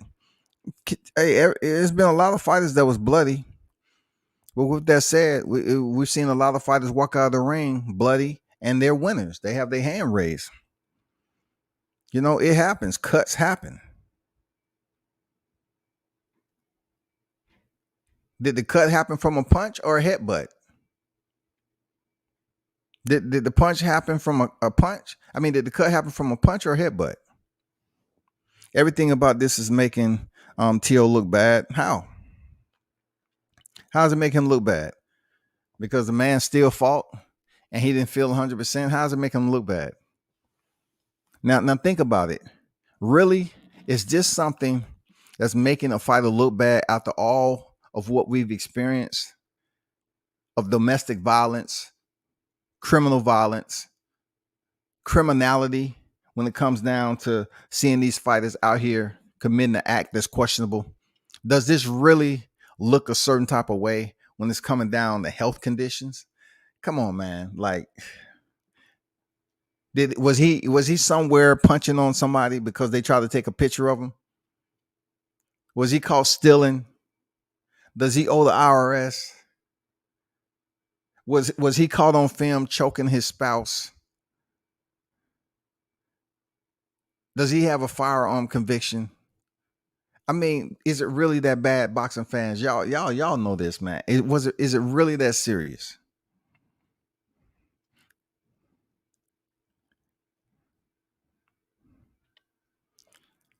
I don't agree, man, because Kambosos was nobody special. Even on that fight night, the only thing that he can celebrate is the fact that he was able to come out the victor. But don't look like he wasn't down later in the fight. So if you're gonna say all the activity that Kambosos did, why are you not mentioning the fact that he was on the canvas in the 9th round or the 10th round, whatever it was? You got to mention that he was on the canvas, though. That shit is reality. That happened in the fight. Those are events that actually played out in front of our eyes. So why are you looking like Teo was just washed the entire fight? He looked bad, especially when blood started to happen and all that other stuff. But how many fights have we seen where there's a cut and the fight is bleeding?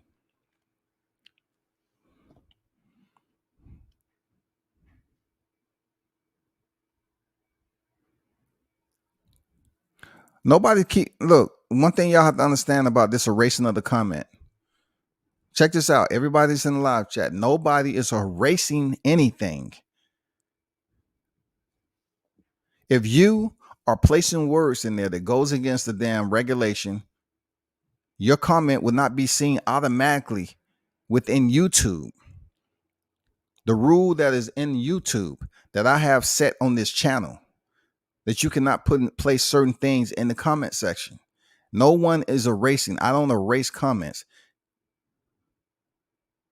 If you're putting comments in there and you seeing them disappear, it's not me. It's going against the rule setting that I have in here. That's all. I'm not erasing nothing. If you put some shit that a keyword that I put in there that's a banned words, a bad acronyms or whatever the case may be, it's not going to show your comment, man.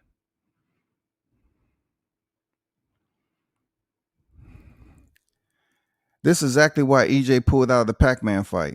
Manny probably would have smashed one eye. Arrow. I don't know about that. I don't know. Pacquiao legs are heavy now. So with heavy legs, Errol probably would have won that fight because Pacquiao has a million and one excuses. If you know you're getting tired and you out, but check this out. Once again, they talk about how T.O. was doing flips in the ring, but when we were seeing the damn videos come out of Manny Pacquiao training and doing his shadow boxing, people's like, "Oh my God, look at Pacquiao! How can he still have that speed shadow boxing at his age? Oh my God, he's one of the best, man. Shout out to the Philippines. Man, they really have a warrior." And then that same warrior stepping, well, me, my leg were heavy, both leg were heavy, and I say myself, what can I do? I asked my corner during fight that can I get injection in both hamstring, my leg, my leg, my leg. Man, come on now. Come on now. Pac-Man ATL in the building. What's good with you, Tay? Respectfully, nobody trying to hear that shit. He brought all this upon himself. Although T.O. may lose, said it, but the same ones quiet writing for him now wasn't a year ago. Oh, I can see the ones who wasn't riding for him a year ago. You know what I'm saying? That may be quiet right now. But like I said before, I find validation in this article with the medical conditions that's coming out. Just like a lot of boxers. You know what I'm saying? They come out with medical conditions after the fight as to why they weren't performing the way they did. So I definitely I place credence on this article. I do. I place credence on it, man, for real. I give it validity. I treat it as a valid receipt because the guy stepped in there. Like you talking about 3 postponements now. 3 postponements. We're waiting. We're waiting. Not to mention, like, coming out of the pandemic in 2020, Teofimo fought who? In October, he fought who? So coming out of the pandemic and to step in there and get the titles, and then only to finally step back in there and lose your titles. Hey, it happens in the sport of boxing, man. It happens in the sport of boxing.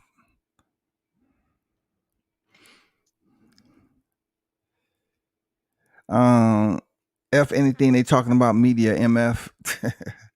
T.O. didn't have COVID, so don't count. Well, they say he didn't have COVID, but they said he did have a COVID.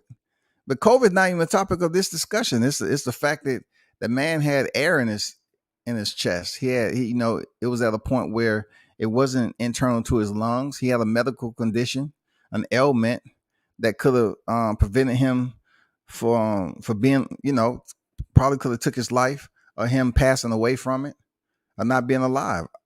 Like I said, he still had the warrior spirit stepping in the ring. He still had the warrior spirit to step through the ropes, man. He still fought under other than healthy conditions.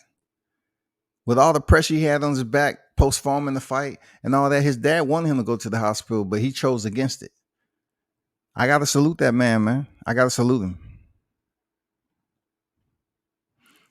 I got to salute. Look, it wasn't a takeover anymore, but he'll be back at 140. He'll do what he got to do. You can't succumb to pressure. Fuck that fight. Cancel that shit one more time. Health more important. Obviously, T.O. didn't understand the severity of his condition. Don't fight because some BS backlash, though. Once again, people, he did not know his condition. He just felt a certain way. He felt his neck. He felt his chest. He thought it was asthma. That's what he was thinking. Us as human, we do that shit. We get our ailments. We know which ailment is this. If we have a left or right knee that's ailing us, we know. If our back hurt, we know what certain things that pretty much cause it to be inflamed or enhances its condition. We know that shit already. Don't act like we don't. There's certain ways in life that we know certain things about our body. We know certain foods are going to give us allergies. You know what I'm saying? We know if we work out, we know it's certain exercises that might cause us pain in this area. We know all that.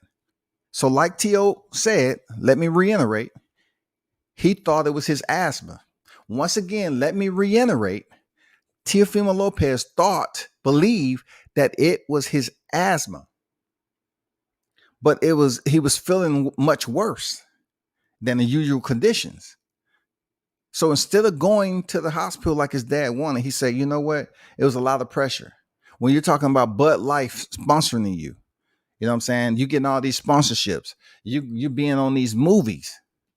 He's about to be on Creed. I think he did what he was supposed to do. For real. I think he did what he was supposed to, man. But you did make some good points in there, man. But I don't agree with, you can't succumb to pressure, Mitch. Put yourself in a position of pressure when you have to have something completed. It's imperative that you make that happen, Mitch. It is imperative that you are showing your face there. You have to physically be on deck and you ain't feeling right. Something else is going on. You don't know absolutely what it is, but it's going on. You have, if not, you will experience it sometime in your life. And you're going to come back to this live and say, oh, let me delete that comment. Let me delete that. Okay, cool. You can succumb to some pressure. You can succumb to pressure. Ben said, Free Hoover Tell come back so EJ can give him the proper treatment. Man, nobody don't want to see no EJ and Pacquiao fight. Ben Israel, you really think EJ can beat Manny with one eye? Hey, man. Man, I'm a digress from that. And what I was about to say, I will digress. I was a T.O. fan until he started acting weird. It happens with Fame there, Snack. It happens, bro. I even criticize him. I say, I think he's acting a little different. But who am I? He a grown ass man, dog. I've seen people act different. Like even in the military, people get promoted, they act different. If somebody get promoted, just say y'all on track to get promoted at the same time, and you don't get promoted right away. They pick up rank and you don't. They act different. Certain people you might, switch duty stations with. You ain't seen them for a while, and you come back, and you might be higher ranked than them. And say, hey, what's going on? Their whole attitude change. Their whole attitude is different than when y'all was junior. Y'all was early in the game. Y'all was the same rank and y'all was kicking it. And y'all was trying to build up your military record books. Everything was cool. But when you start to get up in a higher echelon like Tio and everybody else, sometimes these individuals change.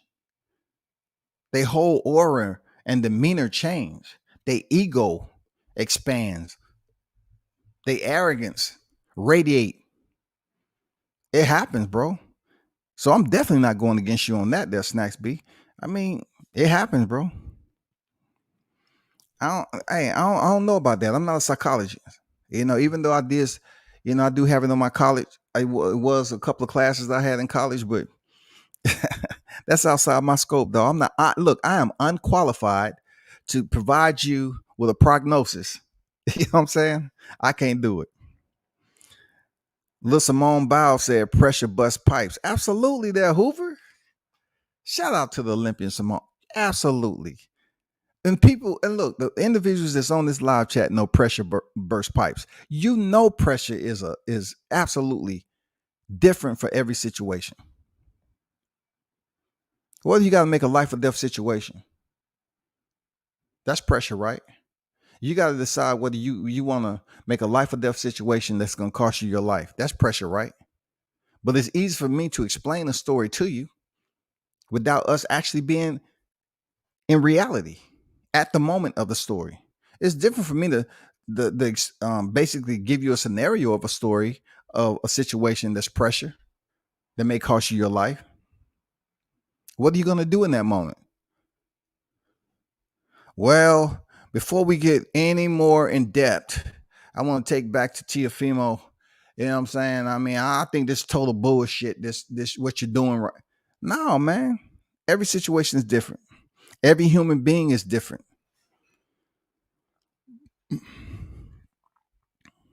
If man, I can give 100 scenarios on what I've seen in boxing to this, but I'm not. I can give 100 scenarios about pressure. Believe that. I can provide it. Free Hoover, Manny and Bud should try tag teaming and make the fight. Nah. There's no need for Bud to fight Manny Pacquiao. He has nothing to offer except a name. Y'all talking about Errol shouldn't come back and fight Ugas just for a name. Come on, stay on topic, bro. Te'll be doing too much, so he will receive the wrath and backlash. This same guy called Wilder a bitch for no reason. I understand that, dog. I understand that. I do. And I spoke on that too. And see, sometimes when people's ego just basically explode on them, they get reminded of how shit is. And you're absolutely right. He say, stop making excuses. But a few moments later, that shit is true, dog. He did. He absolutely did that. And now what? He's facing backlash for everything he said after the fight and what he's going through now. I stand firm on that. He did. You're right. It's been other fighters that said stuff too. We just can't say T.O. called a certain fighter that you support as one of your favorite fighters. He called him a bitch. Fighters call fighters bitches all the time. They call them cowards. They call them hoes. I mean, look at the Tony Harrison and Mel Charlo presser. Look at Mike Tyson, the history that he has. Look at Shane Mosley, Ricardo Mayorga. I mean, you can just go down the line forever and a day. People talking about family. Look at Jose Benavidez and Terrence Crawford on how personal that shit got. Billy Joe Sanders situation. Kovalov situation. How many times you heard Dillian White criticize Deontay Wilder?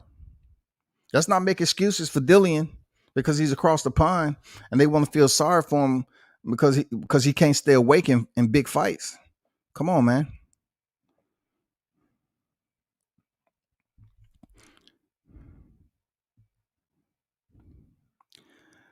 Scottie Pippen was playing in the finals with a broken hand, spinal, but fighting is different. Yeah, man. Mentioning spinal, Mike Tyson say, my back is broke.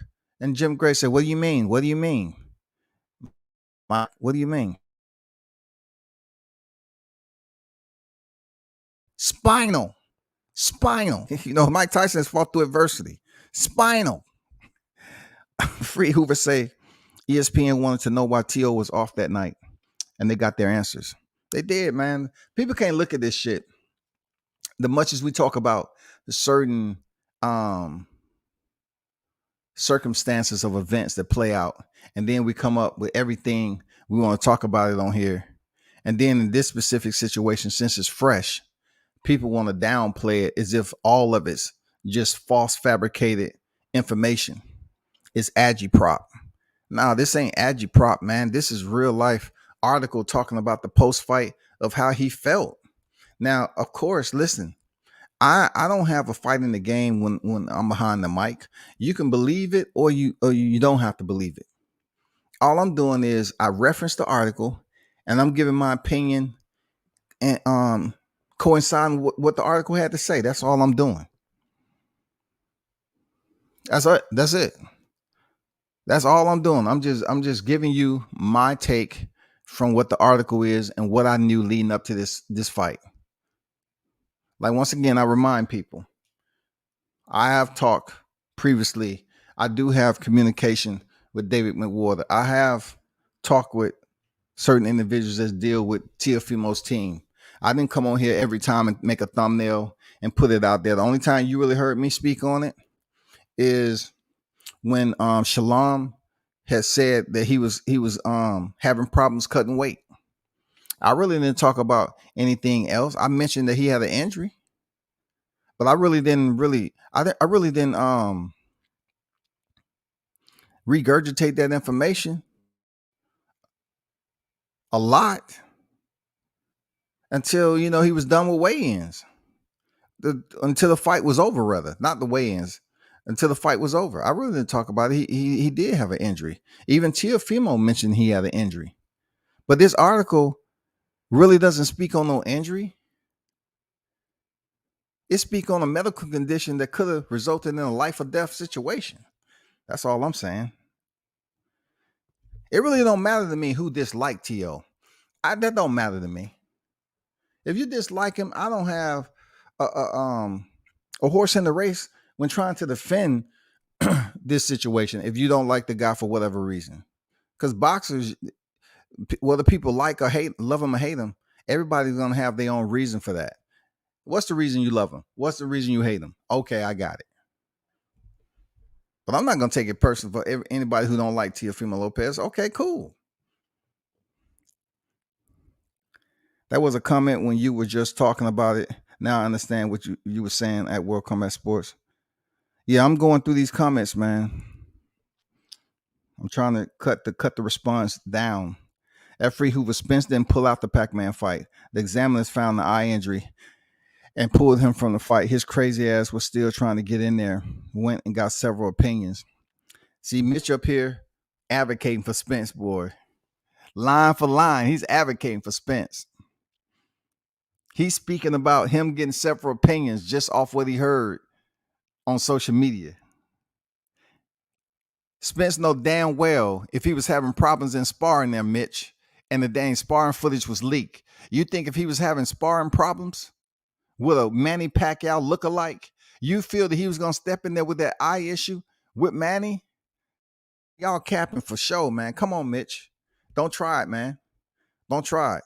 Don't try to sit up here and provide that response line for line like all that is true. Spence wouldn't have got his ass in there with Pacquiao the way he was looking in sparring. If he would have, he should have. You should have did like Teofimo said. No, I'm going in here. I'm going in here. Everybody want to see this fight. I want Pacquiao on my resume. Fuck that. I want Pacquiao on my resume, man. I want Pacquiao on my resume. Thurman. You know, I got, man, you know, if he can do it, I got to. He would have told him, no, I can do it, man. Just give me that, get the Captain Crunch patch right there. Yeah. But Arrow, you know, you can't wear any type of, equipment on your head or over your eyes to impair your vision. You can't do that, bro. That's against the rules. That's not part of the equipment regulations, bro. You can't do that. Else motherfuckers are coming there with snapbacks on. You can't go in the ring. That's why you see fighters fighting with no mask on. Like COVID is not, look, it's like COVID cannot attend the fight. Like COVID stays outside the ropes. COVID, stop it. You don't have press credentials. Stop it, COVID. I see you over there, COVID. Stop it. You don't have press credentials to be in here. You see fighters put on a mask after the fight and they have fought the entire fight with no mask on, dog. Even when we have fights with no audience, fighters went in there fighting with no mask. Come on, man. These people need a second and understand in the last 2 years, 4 families ushered the loved ones to the ring, and the next day they usher them to their gravesite. They are human folks. Talk to them, Ken. They're basically dropping comments, some of them dropping comments off how they feel personally. You know what I'm saying? How they feel personally about somebody. And then when you do that, you're looking at like, damn, so you don't care about human life? Unless it's somebody that's close to you, you don't care? That's why you got to look at like how some people take it personal when it's really something you should consider to be personal. When people don't understand, okay, yeah, you're somebody's son. Okay, yeah. And then you got family. Okay. But yet you sit up here and take because you don't have no consideration to say, well, fuck you and everything you stand for and all this other shit. You ain't shit. Yeah, I am shit to somebody. I got people I got to take care of in life. What T.I. say? Yeah, I was riding around and it's a lot you ain't gonna understand. I got a wife, kids, and a grandmother that depend on me just for y'all who thought I was out here just being goofy. I have people I need to take care of. Everybody's different, man. People want to act like they don't care, and then they get mad when people don't give a fuck about them. When people sit up here and understand that you don't give a fuck about nobody else's life and you reckless, they're gonna treat you the exact same way. But you have to be willing to accept that shit too. Don't act like it's all brand new to you. If you're going out here just treating people like you don't have a care in the world, that they don't mean shit in life and all that, and they're in the comfort of their own home, they taking care of family, they doing shit, they surviving, they making it through day to day, their energy is not going to be like yours.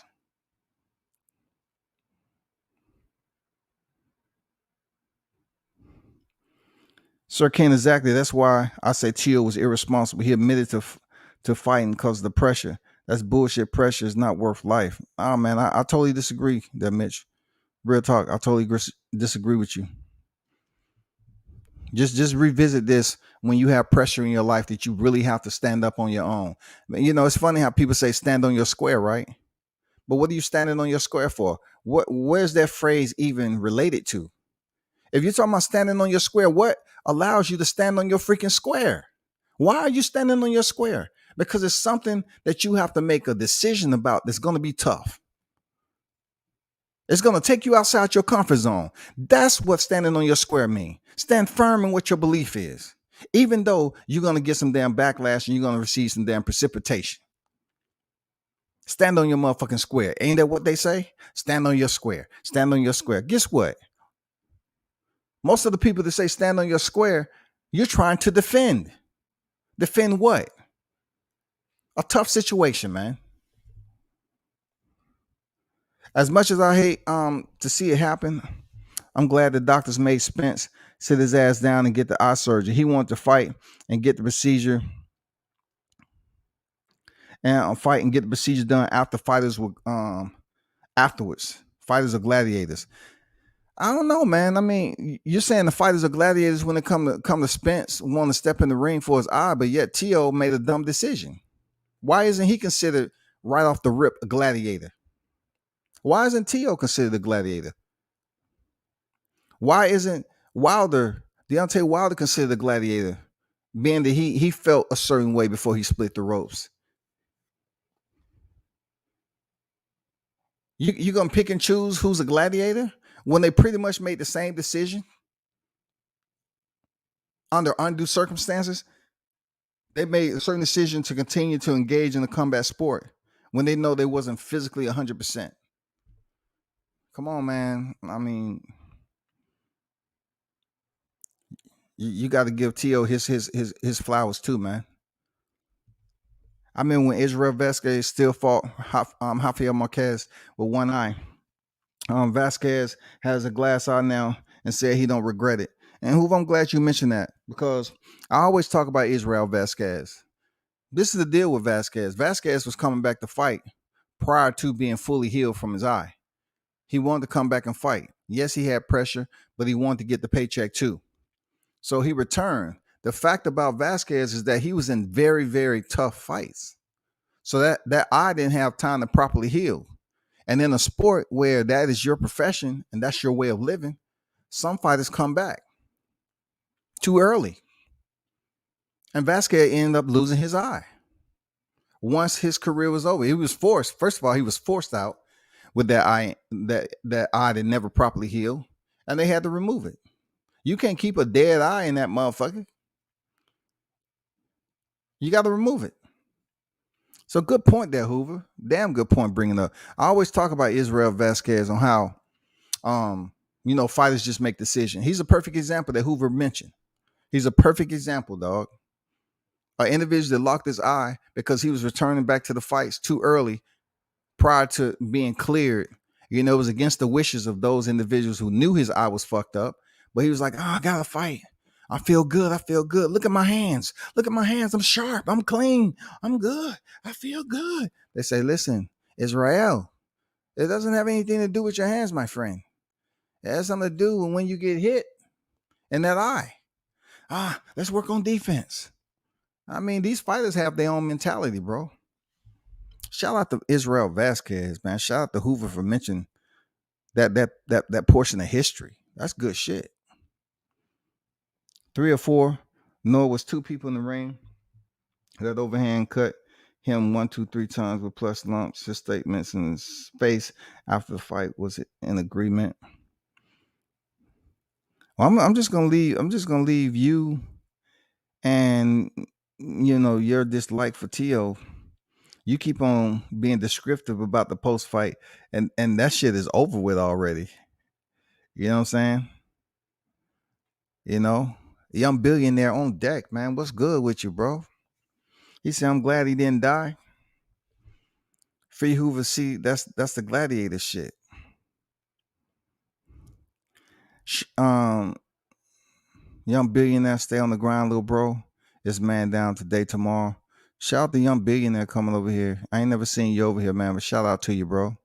Appreciate you pulling up to the block. I got Spence beating that Pac-Man with 1 shit. Ugas. See, now King Mitches want to talk about Errol Spence. This shit ain't about Errol Spence, God damn it. This ain't about Errol Spence. You trying to put all the emphasis on him potentially fighting with 1 eye. He didn't fight with 1 eye because he didn't have confidence from his sparring session, getting touched up. Y'all want to talk about Teofimo getting touched up by Kambosos? Errol Spence would have got touched up by Pacquiao. And we all know that shit would look bad, right? We all know that shit will look bad. Old Pacquiao touching up the Texas native, the Long Island native, rather, the Texas implant. Man, we all know that Errol wouldn't have won in that motherfucker and fought Pacquiao with 1 eye. Stop capping. Cap. Stop doing that shit.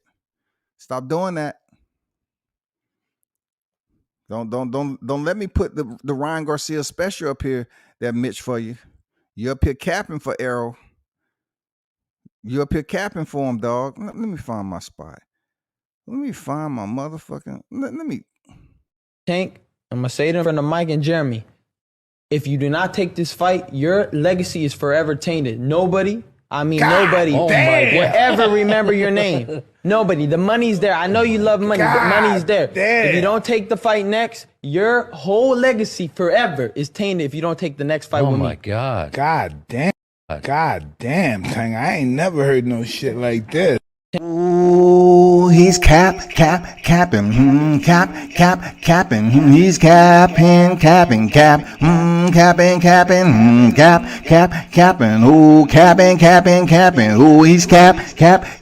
Ooh, he's capping.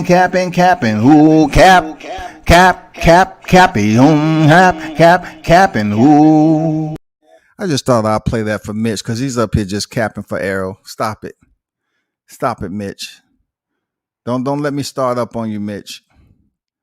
I had you up here goddamn typing in the chat sounding like this to me. I never meaning no, never lie. Something I never meaning no, never. You better chill, Mitch. You better stop it. I know it's fight night. You better stop that shit, dog. It's spinal. Yeah, Mike was capping hard. I broke my back. And what do you mean? Mike, explain. Spinal. Ben Ezra, shout out to you, big bro. Where you been? Shout out to Ben for dropping in here, causing goddamn talking shit again. You know what I'm saying? Trying to hate on my boy Tio. This is a dangerous sport. Make it a good, clean fight and protect yourself at all times. Protecting yourself is allows you to be physically able to protect yourself from what's incoming, what is being subjected or presented to you. That is protecting yourself. It's not protecting yourself and outside the ring you really can't give yourself a proper diagnosis of a medical condition, all because you have asthma and you feel that is the reason. That is the transparency there. It's asthma. I felt this way before I fought through it. It's asthma. That's what T.O. is trying to tell people. I fought through asthma before. It kind of reminds me of symptoms, that I experienced previously. Okay, cool. You can't say it's capping, man. He say he fought through asthma before. He felt the symptoms, but come to find out, it's a different type of condition that still has to do with oxygen. If he comes back, I want to see T.O. 140 with AB.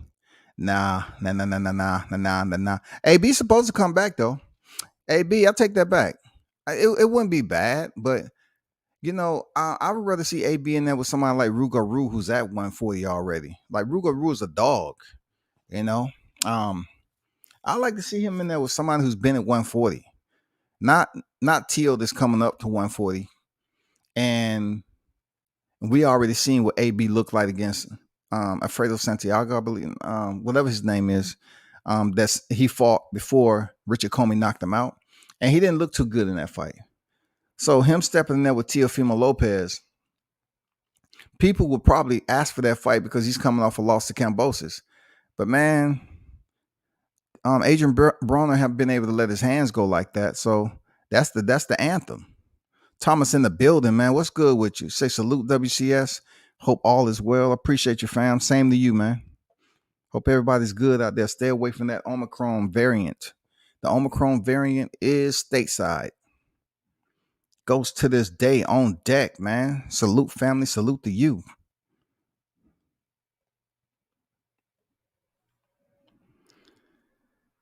It would have been irresponsible for Spence to fight as well. I said I was glad he didn't. Ain't no picking and choosing. Most of these fighters are gladiators. I can say most, okay? I can leave it at that. I'll leave it at most. Because there's so many fighters in the sport that we haven't seen grace the square. You know what I'm saying? So many fighters. That's professional fighters that we haven't seen grace the square. We saw a vicious KO earlier this year, and everyone in the stadium stood on their feet and cheered. Moments later, it become quiet because a human could have been hurt bad. Who are us as fans? True words. True words. Like we enjoy seeing the knockout, but when the knockouts look like Paul Williams, you know what I'm saying? When Sergio knocked him out, it becomes a whole different story when it's face first. When it's Amir Khan. I mean, the list goes on about knockouts, man.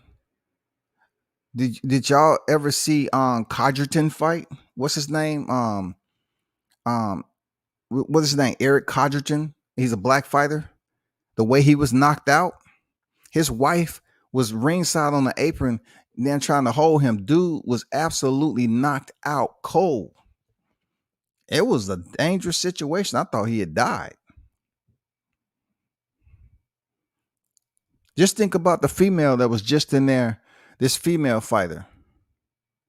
She went in there against a champion. I totally forgot their names already. But she went in there and fought an opponent that was 5-0. And she had some soft touches. She never should have been in that ring with her. Never. Never. And she knocked her out and she's cheering. And I'm like, you knocked out a mom. You knocked out a PTA, representative. You knocked out a soccer mom. They built this girl 5-0 locally and put her in the ring with a champion at 5-0, and she got destroyed. That could have proved to be fatal for that young woman. Real talk. That could have proved to be fatal. She never could have laced up another glove in her life. Imagine if Fury would have fought Wilder with that condition.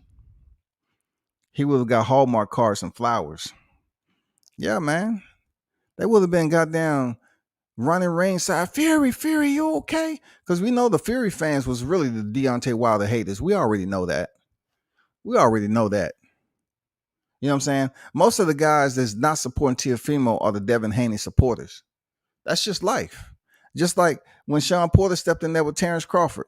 Most of those was Errol Spence supporters who were supporting Sean Porter. When Sean Porter lost, guess what? Then it comes down to whatever they want to talk about. Numbers. I love boxing, Sir Ken. The jaw broke KO and most of the bloodshed.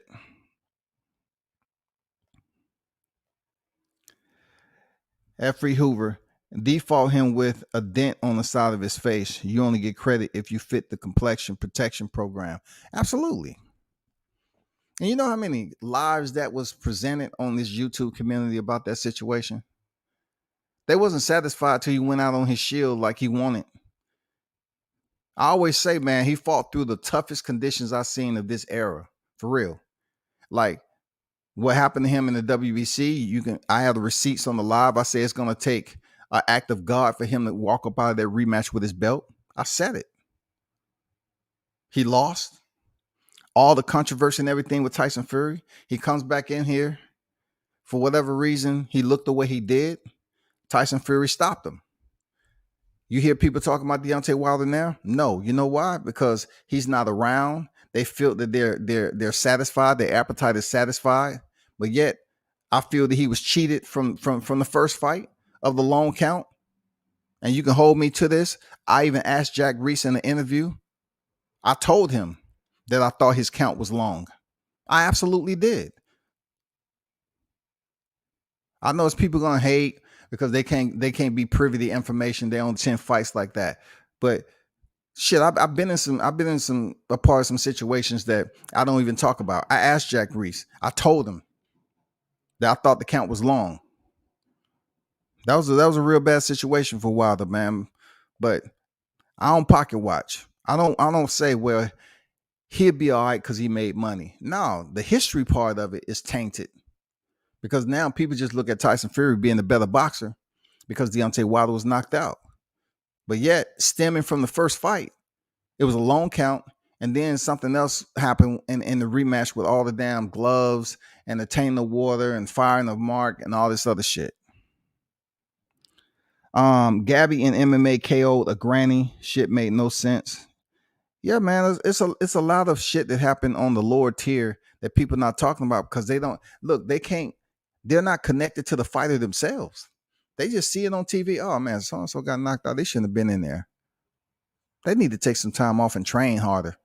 That happens all the time. You see somebody that they're bum. They would call them a bum.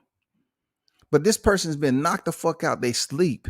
And it made ESPN and all that shit. And people's like, oh shit. So-and-so got knocked the fuck out. Hey. Man, we have some insensitive people in here, man. In this world, for real.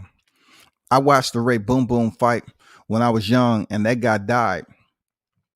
People roared for him to finish this guy. People that guy died. Yeah. Dong Kim was his name?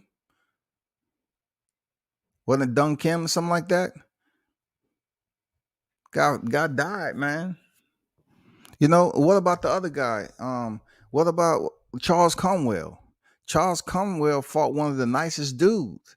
Like I used to see Patrick Day every time I seen him. Most of the time he had a damn smile on his face and shit, man. Everybody that known him, man, they respected the shit out of Patrick Day. But when I interviewed Charles Conwell, I didn't never bring that up. Why? Why am I going to continue to remind him of what he know? He was there fighting the guy. He's seen what happened. He's seen Patrick Day laid out. Patrick Day never recovered. Boxers don't have to remind Conwell of that. They should be talking about, where he at in his career right now, upcoming fight, everything else is going on in his boxing profession. That's all.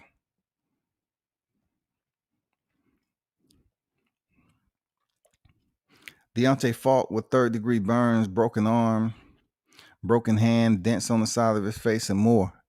Y'all remember when he had that road rash on there? You know what I'm saying? It looked like road rash, but it was burn.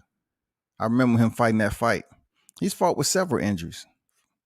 That's why I respected him. You know what I'm saying? Outside of people vilifying him for the way he looked and calling him the windmill king and all the other shit, he still have TNT in his hands. Shout out to the Bomb Squad, man. Wherever you may be right now, shout out to Deontay Wilder, shout out. Man, we still miss you over here, man. Whenever you choose to come back and knock out Dillian White or freaking Andy Ruiz or whatever, we're gonna be here. We gonna be right. Chill. Boxing is a cruel sport, and fans of the sport may seem cruel. This man down, man, man, you tripping, dog. And they still could not knock my champion out. My champ was getting up. I seen Jack say he did what was best for boxing. That was it. Complexion protection program. What I say about Jack Reese, he said he did what was good for the spirit of the sport.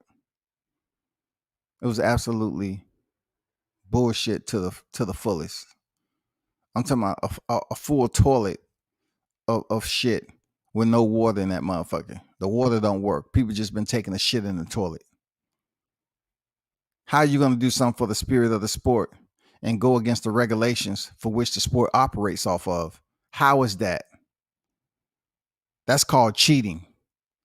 Just because you worded a certain way don't mean you don't have people that's listening in that's literate enough to know that you up to something. That's what Jack Reese did to boxing history. He knew what he was trying to do for Tyson Fury, and he did it. This Gabby Garcia fight with a time main event 1-2. Yep.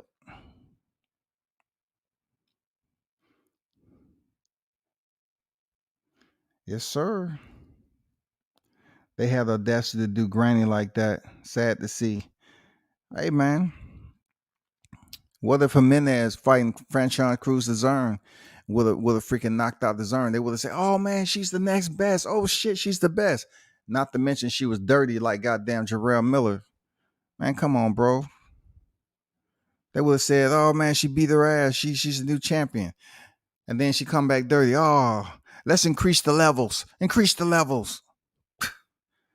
Man, shout out to Franchon, man. Had to go through hell and back fighting a dirty ass man. My nephew was Patrick.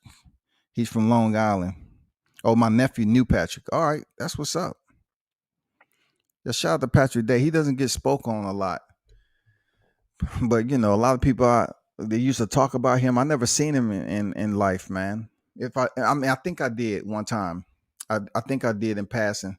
I didn't know who he was exactly until I seen him fight, stuff like that, and the situation happened with him and Charles Conwell. Boxing is a brutal sport. Recently, we had a death in a charity boxing match. It was a kid named Nathan Valencia. Sad to see. He was my age. I think 20 or 21, something like that. Dang, what were they using, dog? Like 8-ounce gloves? Like, damn. Somebody didn't medically clear that. Like, if it's an exhibition match, these fighters still need to be checked up medically, dog. Even if it's an exhibition, for real. 50 years from now, we might see fighters versus wild animals. Roman days might come back. I doubt it. It's too many attorneys involved. I doubt it, I doubt it, bro. People be trying to sue. I got my attorney on deck. Now, is this Siberian? If it goddamn bites one of my arm off, I'm telling you, I'm suing.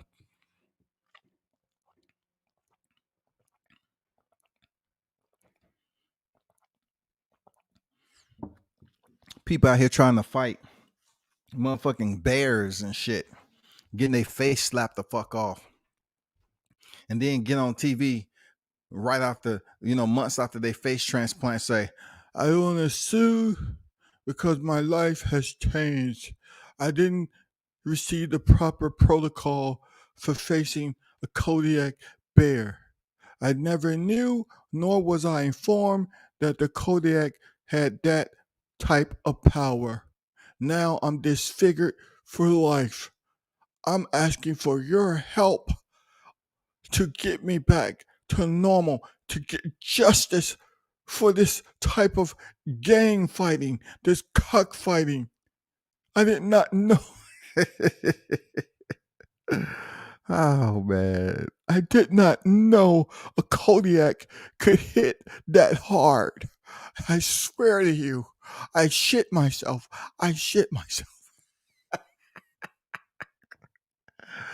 Oh my God. Kodiak Bear talking about fighters fighting animal who I mean goddamn humans fighting animals, Hoover. Shit, that shit's hilarious.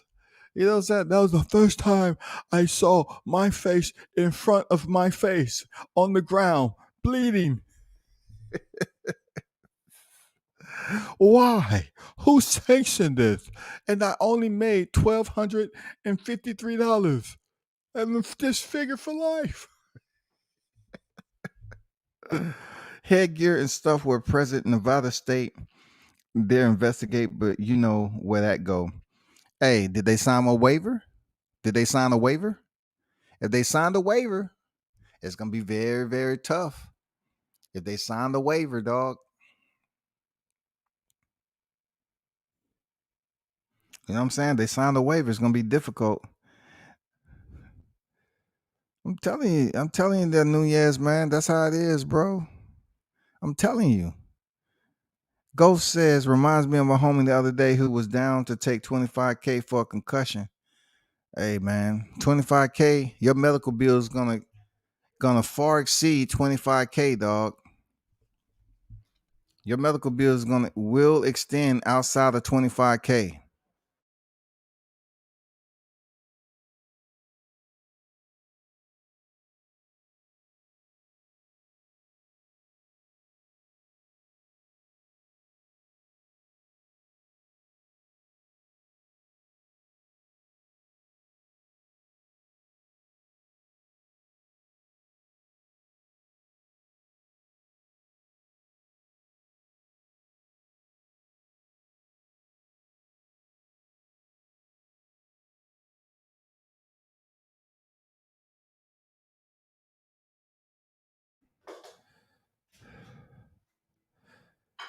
They're talking about humans. Man, hey, that happens already, Snice B. Humans fight kangaroos all the time. You know what I'm saying? Humans fight, certain animals. They fight certain animals like bears and shit. They put a muzzle on the bear and they wrestle. Look at Khabib. That's what Khabib the Nurmagomedov was raised off of. His pops raised him off that.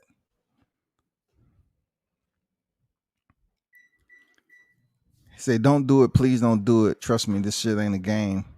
Reminds me of my homie. Oh, what? Hey, tell me this, Ghost. What was remind me of that? He was gonna take 25K to take a concussion from who? Who he was gonna take a hit from? I'm just curious. Who was he gonna take a hit from for 25K?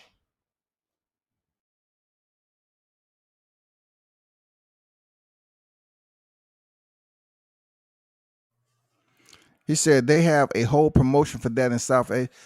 Look, the most I ever seen some stuff going on like that was overseas. Real talk. That's the only time I seen like you see certain people walking around with these monkeys. They weren't fighting them, but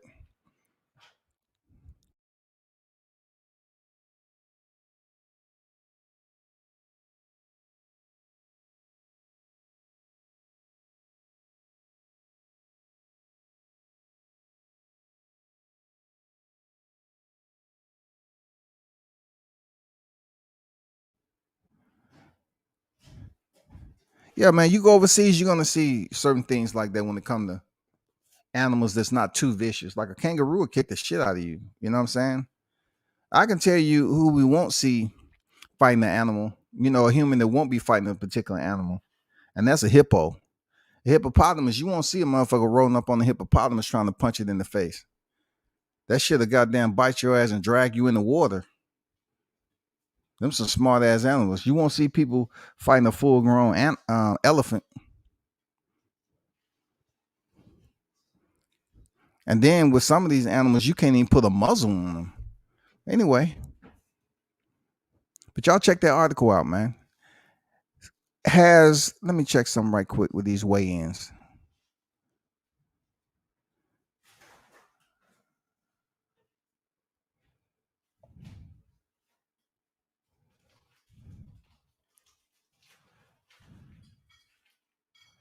Hold on for a second.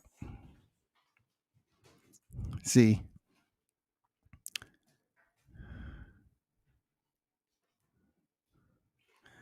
I see people now reporting on it. That's good. That's good. Cause I know I was out here early. People reporting on this now. That's good. That's good. That's good. That's what's up. That's good shit. A hippo gonna eat you alive happened to a kid when I was younger. Hippos don't play, man. Them vicious animals.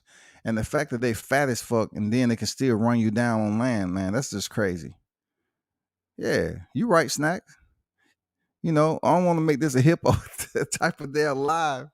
But that's the reason why I brought up hippos, man. Hippos is amazing. For them to goddamn be the way they are, fat as shit, and still be deadly on land. Hippos are fuck a damn little small watercraft up in the water. For real, them motherfuckers can swim to be so damn fat. They totally defy the odds of how we see obesity on land. For real. They defy the odds. But I'm curious to see how deadly they would be if they wouldn't have had those damn tusks as teeth, you know? But anyway, enough of Wild Kingdom and Planet Earth.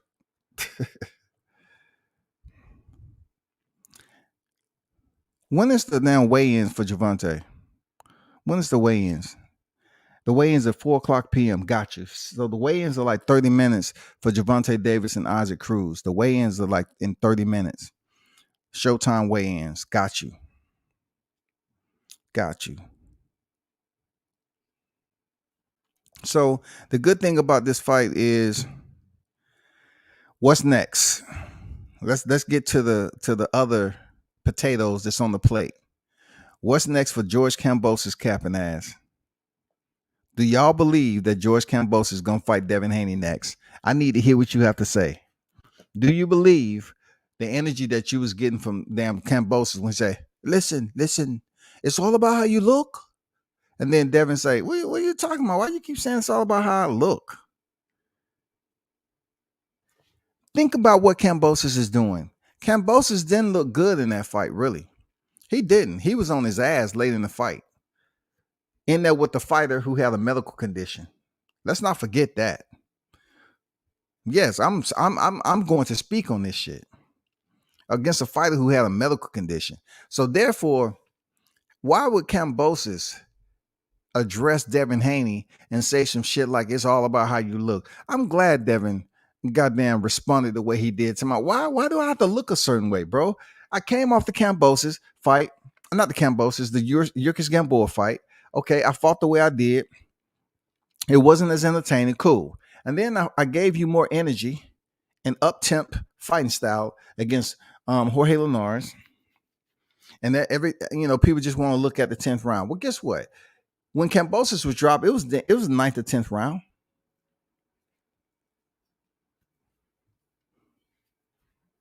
Why this dude coming in here just winning titles and gonna say he has more titles and he's gonna try to dictate? He just won the titles. Devin Haney was already champion before you stepped in the ring. That just goes to show you Kambosos is really looking for somebody else, dog. Kambosos is motherfucking playing, y'all. He's puppetizing the media like they always do. He want to come off like he ain't fighting an easy go, but he is. Believe me when I say Kambosos is fighting a motherfucking easy touch. When I say easy touch, he's going to be one of those guys who you think he's going to fight Devin, but he's going to come out here with somebody else. Look, Devin might be third on Kambosos' list.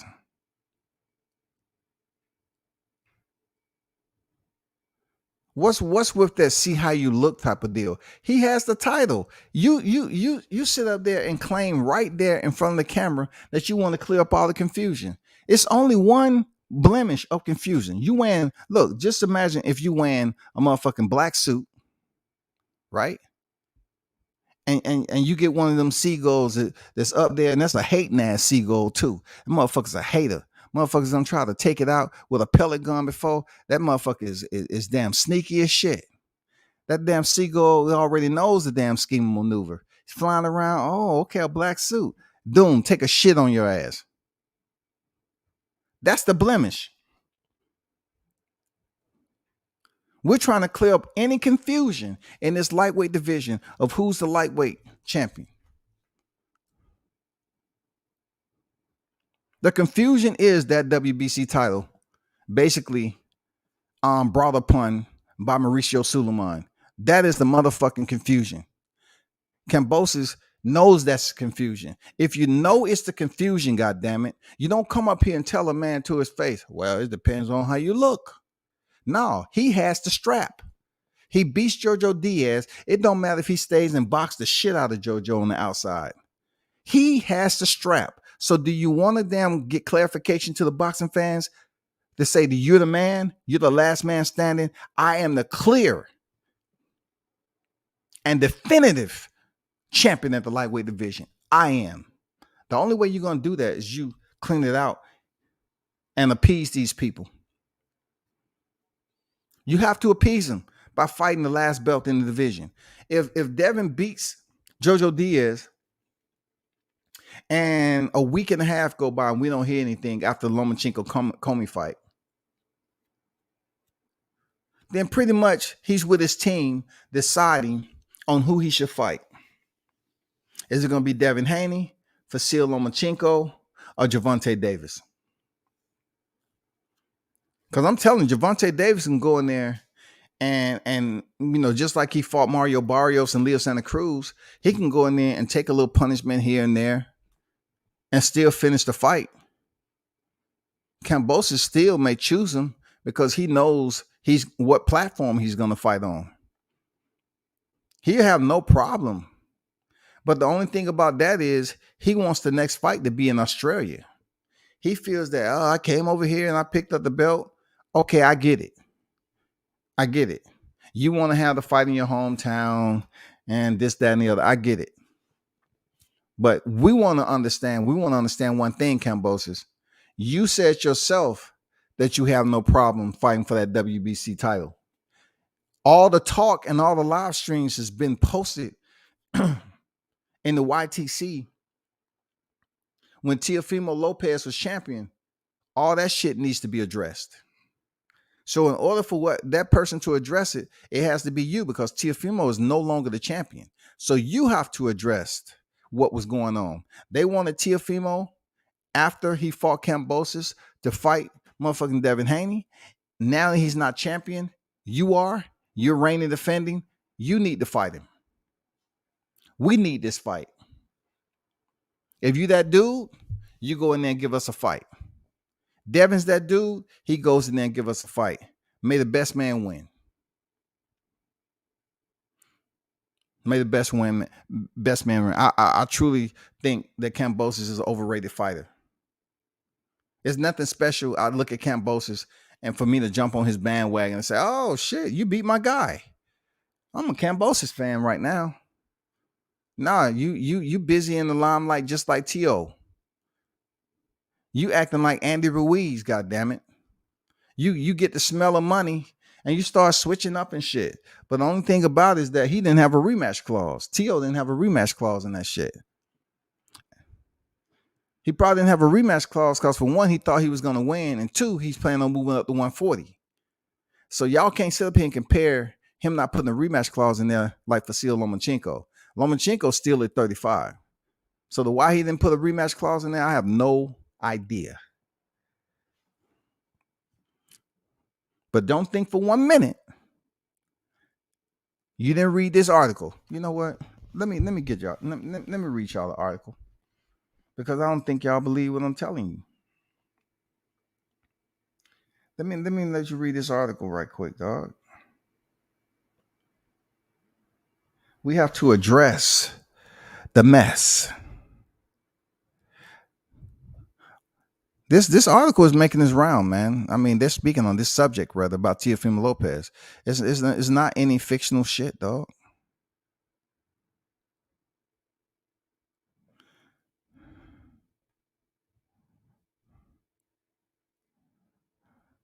People have to understand. They have to understand the game that is played in boxing.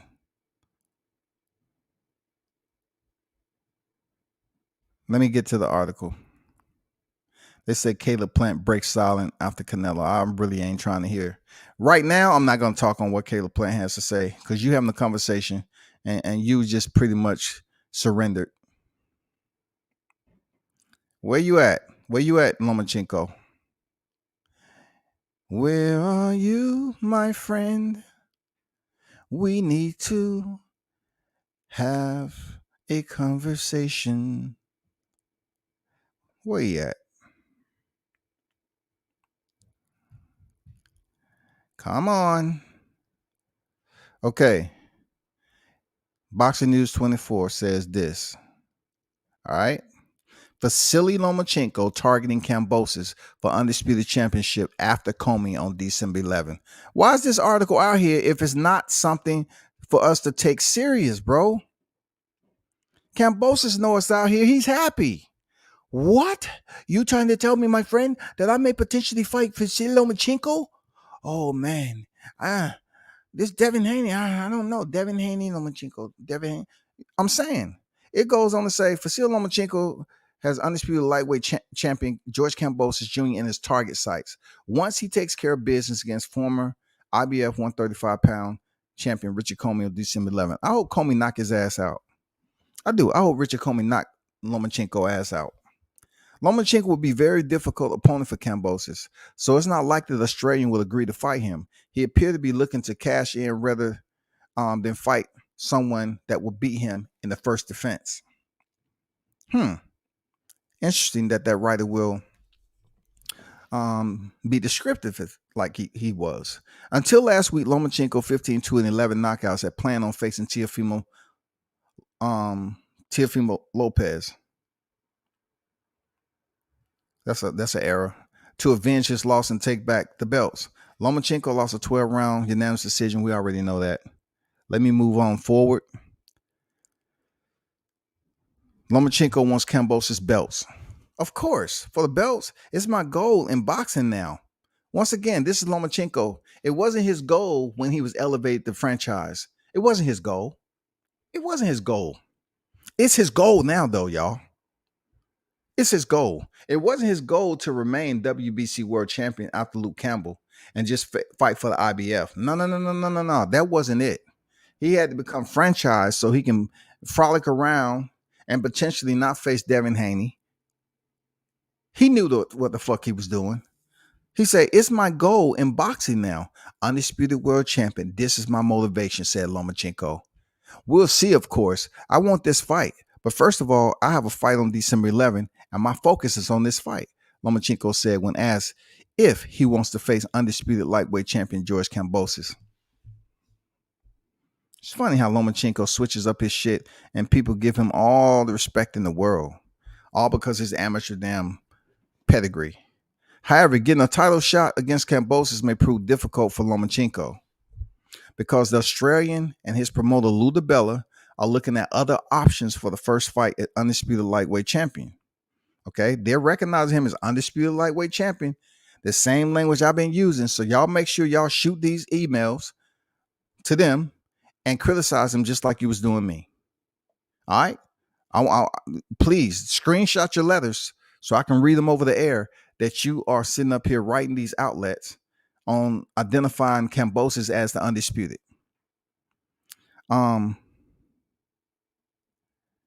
It goes on to say Kambosos said he'll be attending the weekend Devin Haney versus Joseph Diaz Jr.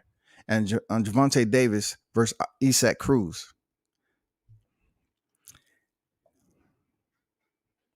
He say that's a scouting mission. Man, get the fuck out of here. You ain't scouting shit. The idea for Kambosos to pick the best performing winner of those two fights as his next opponent. And then you talk about Gervonta. Kambosos doesn't need to attend both of those fights to learn that Tank Davis will be the more impressive fighter in those two matchups. As Haney is a spoiler who plays it safe, fighting on the outside, jabbing, and boxing around the ring. When pressed, Haney moves and ties up his opponent to keep them from getting their shots off. Listen, and last time I checked, right, wasn't that considered the sweet science of boxing? Wasn't that what they just mentioned in this article at Boxing 24? Haney is a spoiler. No. Let me explain something to you on what my interpretation of this writer. He's not saying he's a spoiler as in spoiling the outcome. They're saying Devin Haney is a spoiler as if you're basically opening the refrigerator and you have some old food in there and it's spoiled and it stinks. Pretty much he's saying Devin Haney is a spoiler and stinking up the room. Hating. Although Haney's fighting style has been compared to Floyd Mayweather Jr., it's the older, slower, flat-footed version of Money, not the younger one knocking out his opponents at 130. They just hating like shit on Haney in this article. After this fight, I can talk about my future. Before the Teofimo Kambosos fight, I gave some chance for Kambosos, but of course, I thought Lopez would win this fight. But it is what it is. This is boxing life, Lomachenko said. So pretty much what Lomachenko was doing is he has a new profound motivation to become undisputed. When in fact, all he had to do, people, is take that move when he had the opportunity, but he didn't. He chose to petition for the franchise belt, man. When I was coming out of Africa, I was in a village in DRC for a second. That hippo killed hella kids. They fast as hell. Yeah, man, them hippos, man, ain't nothing to fuck with, dog. If Dev wins, not at all. He said it about how he looks because he knows the chances for Dev stopping dude early, not high. But Ghost, he didn't stop Teofimo to win the titles. So why should Dev have to go in here and stop JoJo? He, like, once again, people not willing to sit up here and admit that Kambosos ended the fight on his feet and he was knocked down in the fight. So why is it a complexion for the protection, bro? When it comes down to certain fighters hitting the canvas, and Devin didn't even hit the canvas, and people talk about it as if he's Ryan Garcia in this bitch. People don't even bring up Ryan Garcia getting dropped by Luke Campbell, but they always talk about when Devin was caught. Man, come on, man. Hating that. They're going to call a magical mandatory like they did for AJ. Absolutely. They're going to make a mandatory or maybe a cash grab. He can fight Devin or Tank. Look, I would absolutely change my thought process if Kambosos fight a tough dude right off the rip. Devin Haney or Gervonta. I changed my tone. I said, okay, he ain't a capper. But right now, I'm reading him pretty damn decent. For real. I'm reading that shit pretty damn decent. I think Kambosos is a damn capper when it comes to Devin Haney, bro. Kambosos will have a shorter reign than Leprechauns. Word to Biggie Smalls. Damn. Y'all don't have faith in Kambosos. I don't either. To be honest, I don't have faith in Kambosos. Batman say, cause it's a mandatory, it really ain't supposed to be no rematch. Only if the champion wants to rematch. That's what I'm saying. Like, just think about it. Lomachenko didn't want a rematch with Teo. It bit him in the ass. Teofimo thought for sure he can go in there, but he ended up feeling a certain way and it bit him in the ass. You know what I'm saying? Like, they didn't put a rematch in there because then it's in the contract. They just felt they'd be able to come up out of there the winner. If he fights Loma, he's going to lose. Hey, man, I want him to fight. I'm really not trying to give Lomachenko that credit, but I really want him to fight either Haney or Davis. For real. You know, you talking about the boxing skill set of Haney, and then you talking about the straight up brutality and mayhem of Gervonta. I really want to see him in there. It'll be good to see him in there with one of those guys, for real. Kambosos is a wanted fighter. Kambosos is not impressive. Everybody wants smoke with him, even Ben Israel. Hey, man, you better find his manager, dog. Hey, I got I got Lou Bella's number if you want it. Nah, I'm just joking. You ain't getting that number, dog. You ain't gonna put me out there like that. Shit. You ain't put my name out there. They telling the truth about Devin.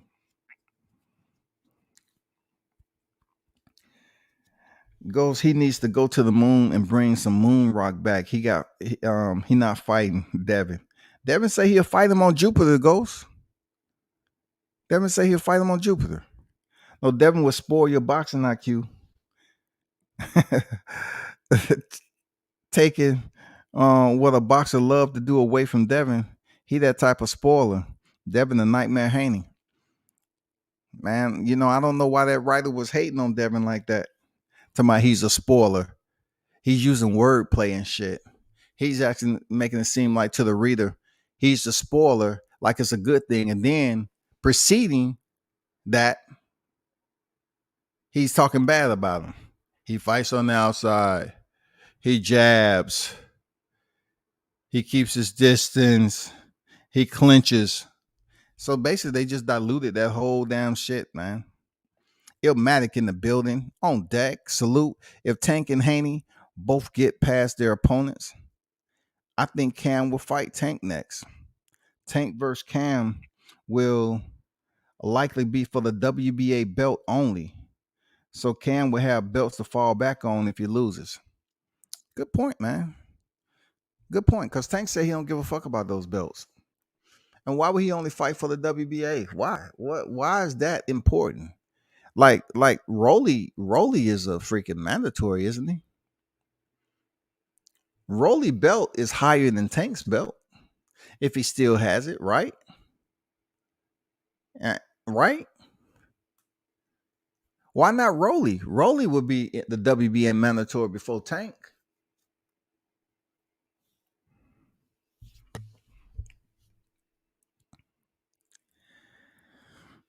Dale will fight him on Jupiter, but George Kambosos won't fight him on Earth, let alone Jupiter. He's not with it. His movements and choices of words when speaking, telling me a different story.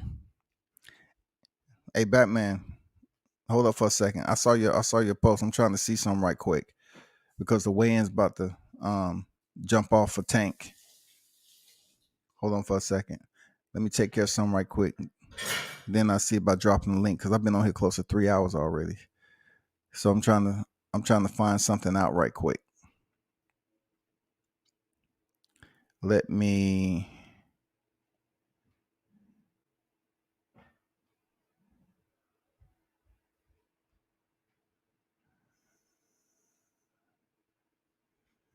hold on for a second.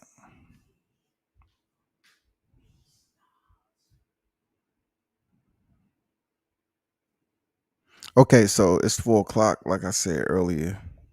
I'm just waiting for this to happen.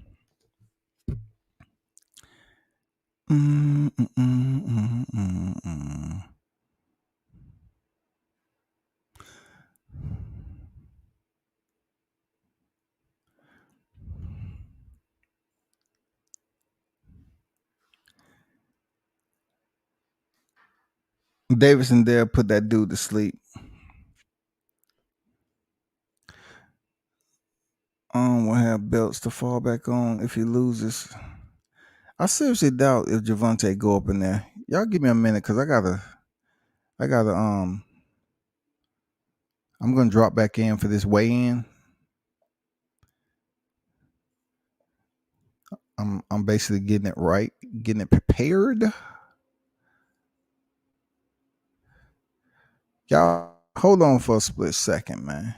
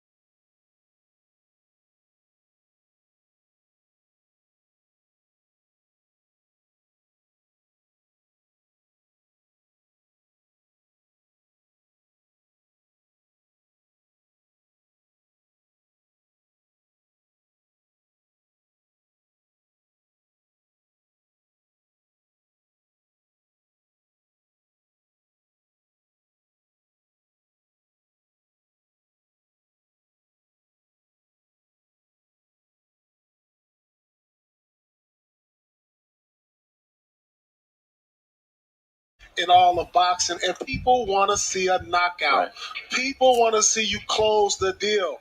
Yeah, we like exciting fights that, they go back and forth, maybe 12 rounds decision, but people love the knockout, and that's what Gervonta Davis brings. That's right. 25 wins, only one of them has gone the distance. So I believe if my math is correct, that's 96% of his fights end in a knockout or TKO.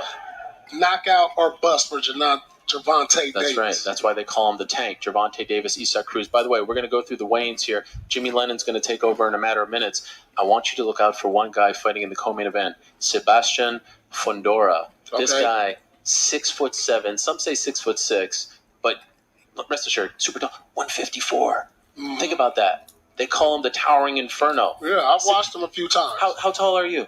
I'm 6'7". 6'7". Yeah. Are you close to 154? I'm probably 100 pounds more than that. Isn't that crazy? How does someone who weighs 6'7", who stands 6'7", weigh 154? Listen, that's going to be a problem in the future as he continues to get better, put on more fights in his resume. It's going to be tough at 154 for somebody to beat this guy. You're talking about he has the height, he has the skill, he has the length.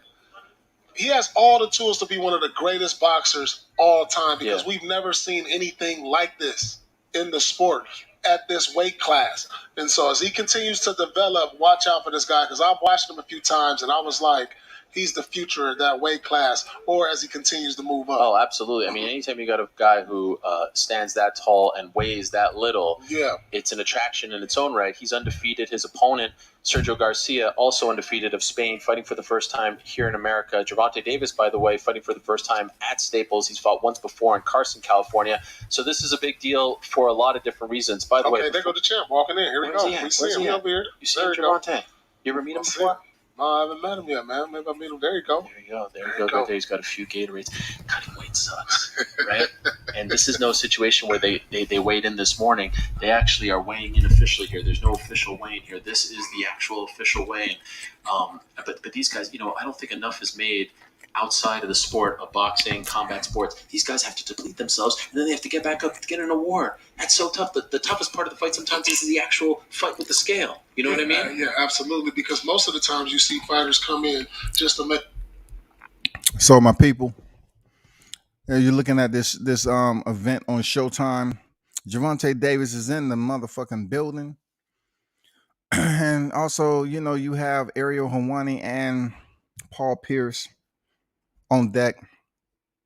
I guess they're trying to broaden the horizon, so to speak, and have these athletes, some of the athletes, talk about combat sports.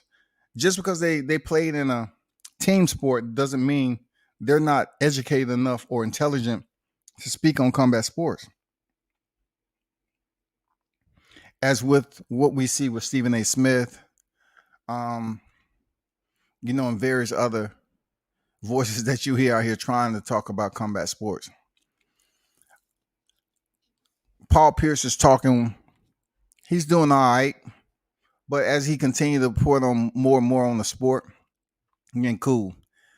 Jimmy Lennon Jr. is making his open announcement, and if you didn't know, the Towering Inferno, Sebastian Fundora, he's due to fight on this card. They think he has a bright future in this 154-pound division. He's tall and lanky. I see him as being a future world champion, no doubt. But I also see him, the way he loves to be that tall and fight on the inside, I do see him getting stopped. Seriously, I see him being outboxed or see him being stopped because he's enamored with fighting on the inside for his height. He does it very, very well. Very well.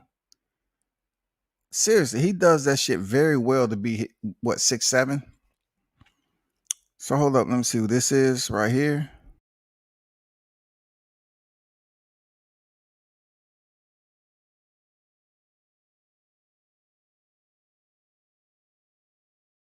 So they're just getting through the preliminaries. I'm gonna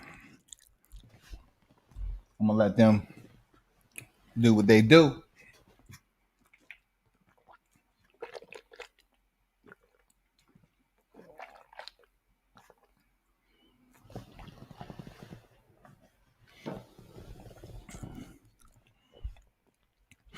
I just want to see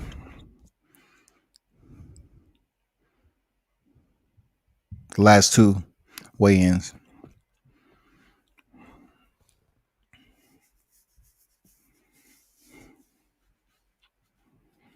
Gervonta Davis, Isaac or Isak, last minute replacement for Rolly Romero. He was already in fight camp to fight on this fight card anyway. So you know what I'm saying? He was training for an absolute different opponent than Gervonta Davis, but who am I to say I even would consider him one of these guys who was thinking about backing out of this fight? No, he got the opportunity. He's gonna take it. It's gonna be his first L, just like Canelo when he stepped in with Floyd. It's gonna be his first L, but you know, hopefully he learned from it and then keep it moving.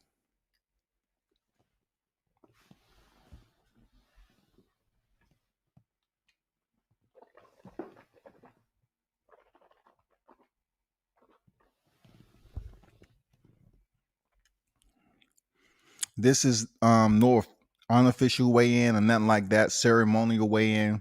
This is the official weigh-in. You know what I'm saying? This is the official weigh-in.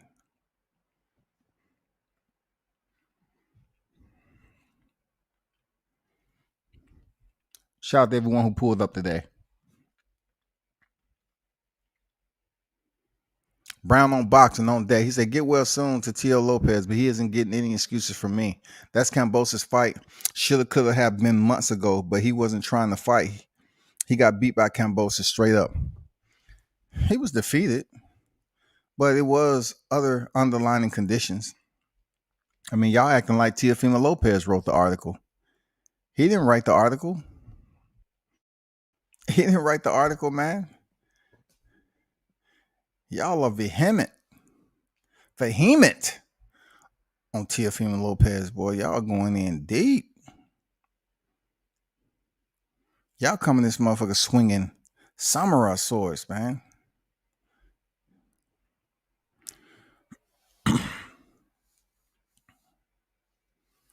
This is the PBC Premier Boxing Champion Lightweight World Championship weigh-ins. These are the official weigh-ins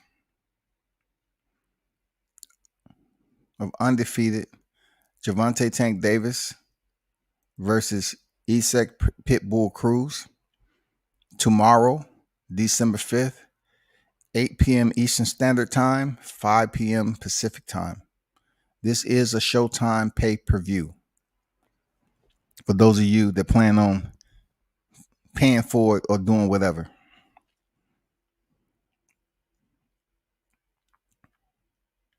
Next set of fighters are on deck, thank God.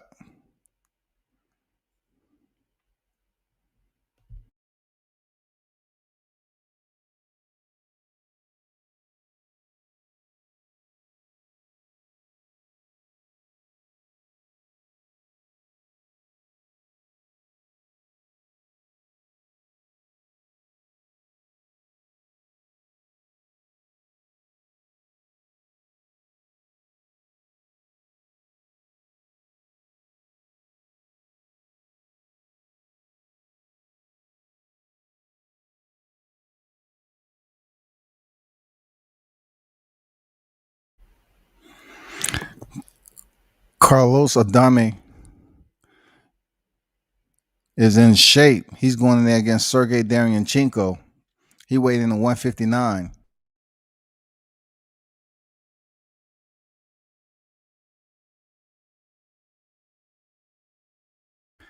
Sergey Daryanchenko weighs in at 159. Both balance the scales and the fight is official.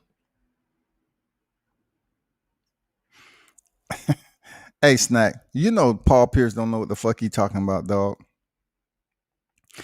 Look, he's not even a good look for a personality like Ariel Helwani. You got to have like a personality matches Ariel.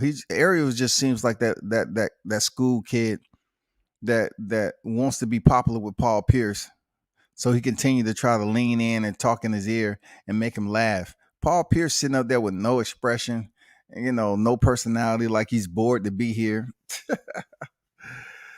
Oh my God, dog. This is gonna be a good fight, man. Adame Daryanchenko. That should be a good fight. Adame's in tip-top condition, man. This dude does core for real. Look like he's preparing for a men's physique contest. But this is boxing. You can go in there and be shredded and ripped all you want. It's all about your cardio, your hands, and your skill set. Now you see them spraying down the stage once again. Now that the Omicron is stateside, they're going back to somewhat what we witnessed when they was cleaning or spraying down the stage during the pandemic. Imagine how that shit changes.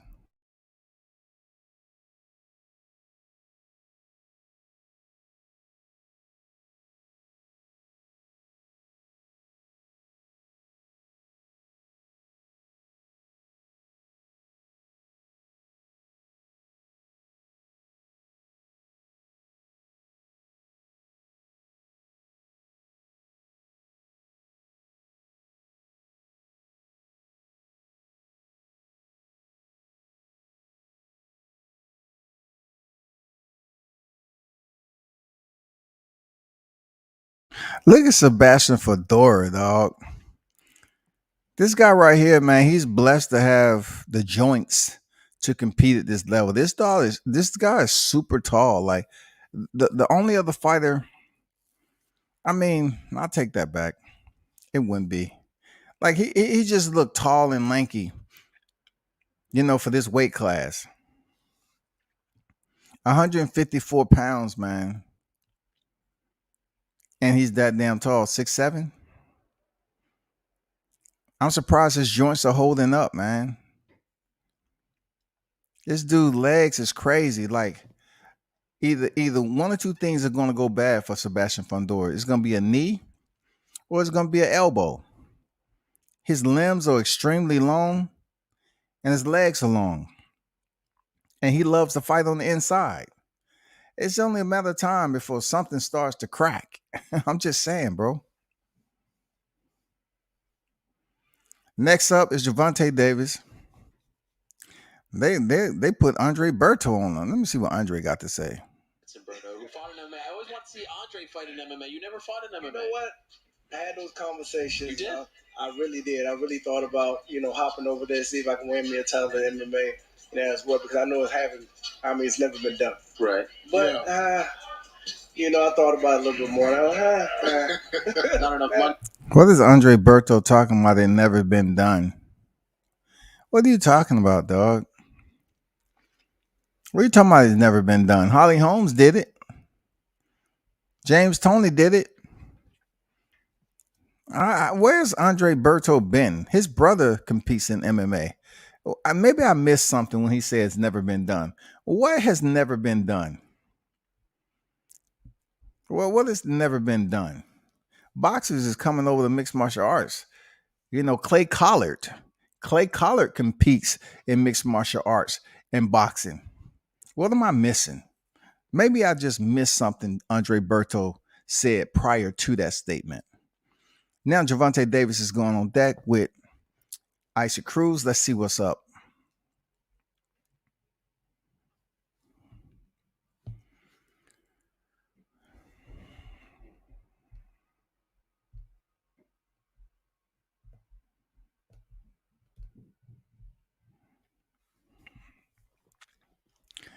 Let's see what Gervonta Davis is looking like. Let's get it.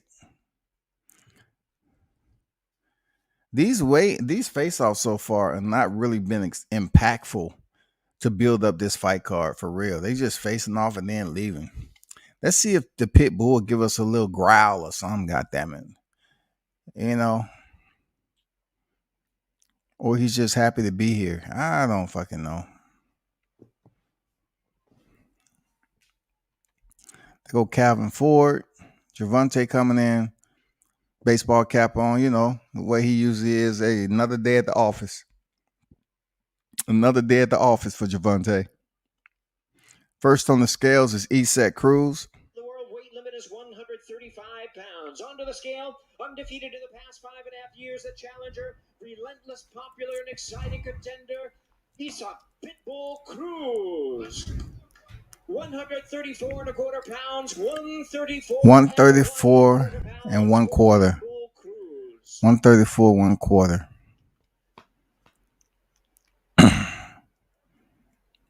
And his opponent is the defending world champion, in fact, 5-time world champion in 3 weight categories. Gervonta steps on the scales. Sensational WBA super featherweight and lightweight champion of the world, Gervonta Tank Davis.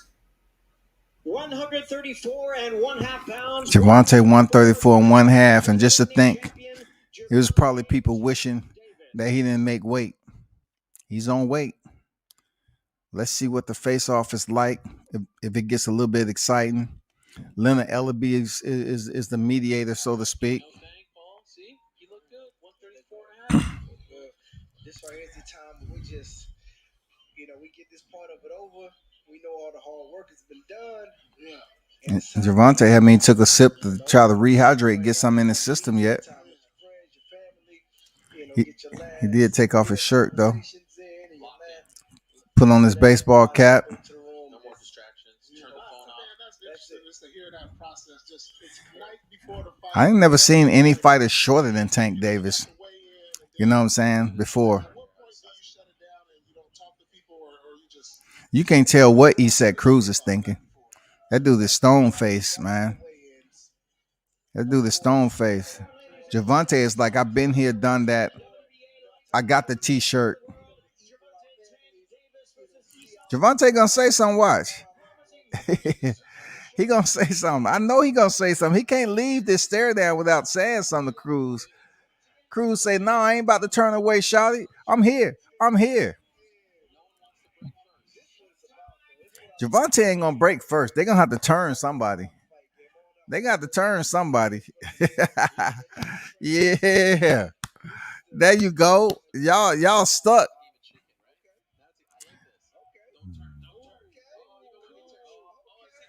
Oh, he pushes Isak. He pushes him. There you go, Gervonta. Yeah. There you go, Gervonta. Tank say, get off me. Get off me.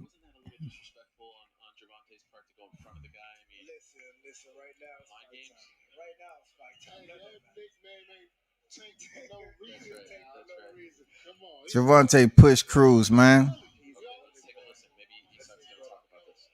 You come from a fighting family. Your grandfather and your father both fought at the highest levels possible. What advice have they given you for things that just happened just like that, or things that lead up in your biggest fight in your career?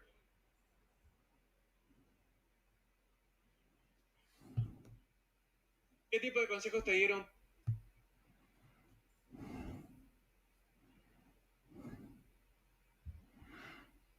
Quizás tienes adversidad. La familia lo que me dijo es I know it's gonna be some excitement with Tank.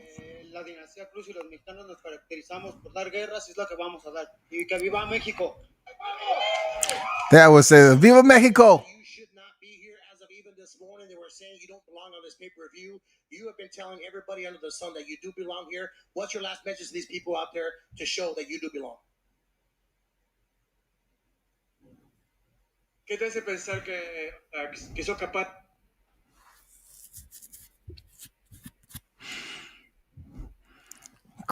Eso es lo que venimos a dar. You can tell Cruz pissed. We're here to win. We're here to win the World Championship and defeat Gervonta Davis. Thank you. Good luck. You gotta be confident. That's right. Cruz is up. Cruz is feeling some type of way. Believe that. Punch in the mouth. All right, here with Gervonta Tank Davis. In his hand. Since the last time you were here on Showtime pay-per-view, a lot of things have changed. You brought another daughter into this world. You've added additional training. Some people may have said that's a distraction for you. Some people actually said, Look at Gervonta. He up there sitting like, man.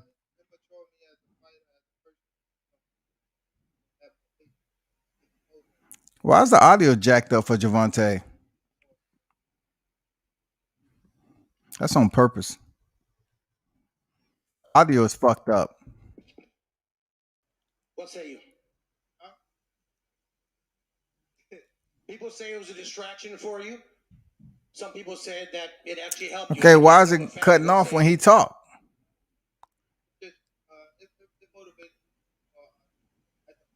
The mic is not moving.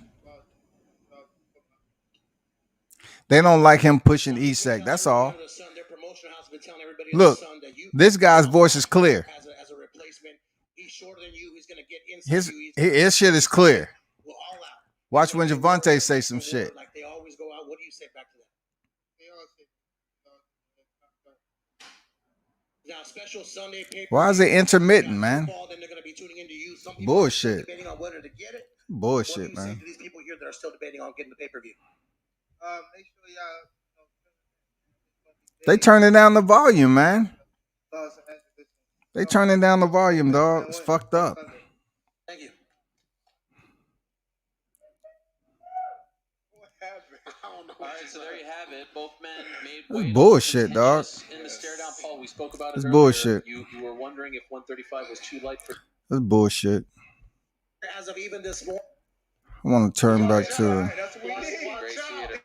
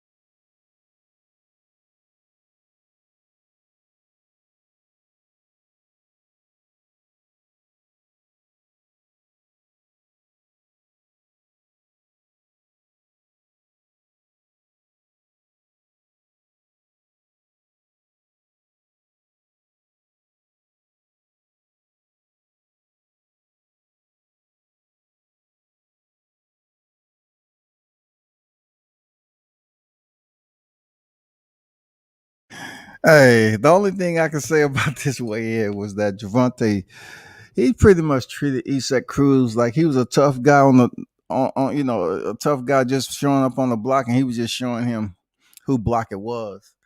You know what I'm saying? It was good for the weigh-ins.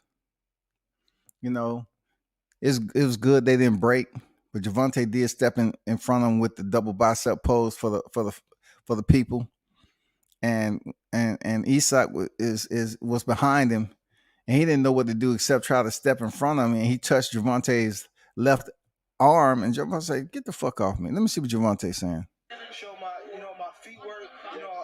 It's funny how the audio is working fine right now. I think it's the fight that I can show it. Javante, when there's a fight like this and everyone is picking you to win and the odds are very much in your favor, but then literally a week ago you see what happened to Teofimo Lopez against George Kambosos, massive underdog wins. Is that a reminder to you, like, man, I can't look past anyone? That same thing could happen to me if I look past this guy on bigger fights.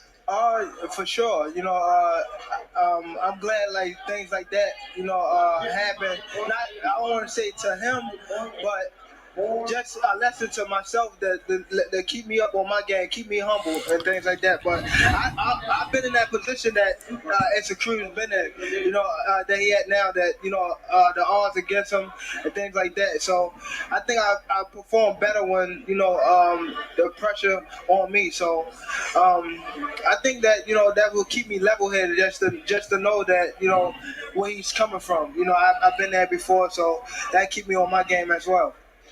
Well, what type of statement you want to make tomorrow, bro? Because right now in your career, even though you're being so young, you kind of have that young Mike Tyson type of, like when it comes to the atmosphere of your fights, that excitement. What type of statement do you want to make tomorrow here at the Staples Center? I think I perform better when I'm just out there having fun. I think that it's also business, but I try to do stuff that I do normally every day. Like I stay at my same crib. I drive to the arena and all that. Try to do stuff that I do, each and every day, and not try to change nothing up. So when I get under the lights, I can perform like I'm in the gym. You know what I mean? So I just try to do regular stuff that I do each and every day. Not try to be, too big head. I like to stay like humble. I want to ask you this: you fought in many different arenas. Paul Pierce. So many great fights have been fought in this center. Is there a different feel coming into this fight as opposed to fighting in Vegas or fighting in Los Angeles at such a historic arena?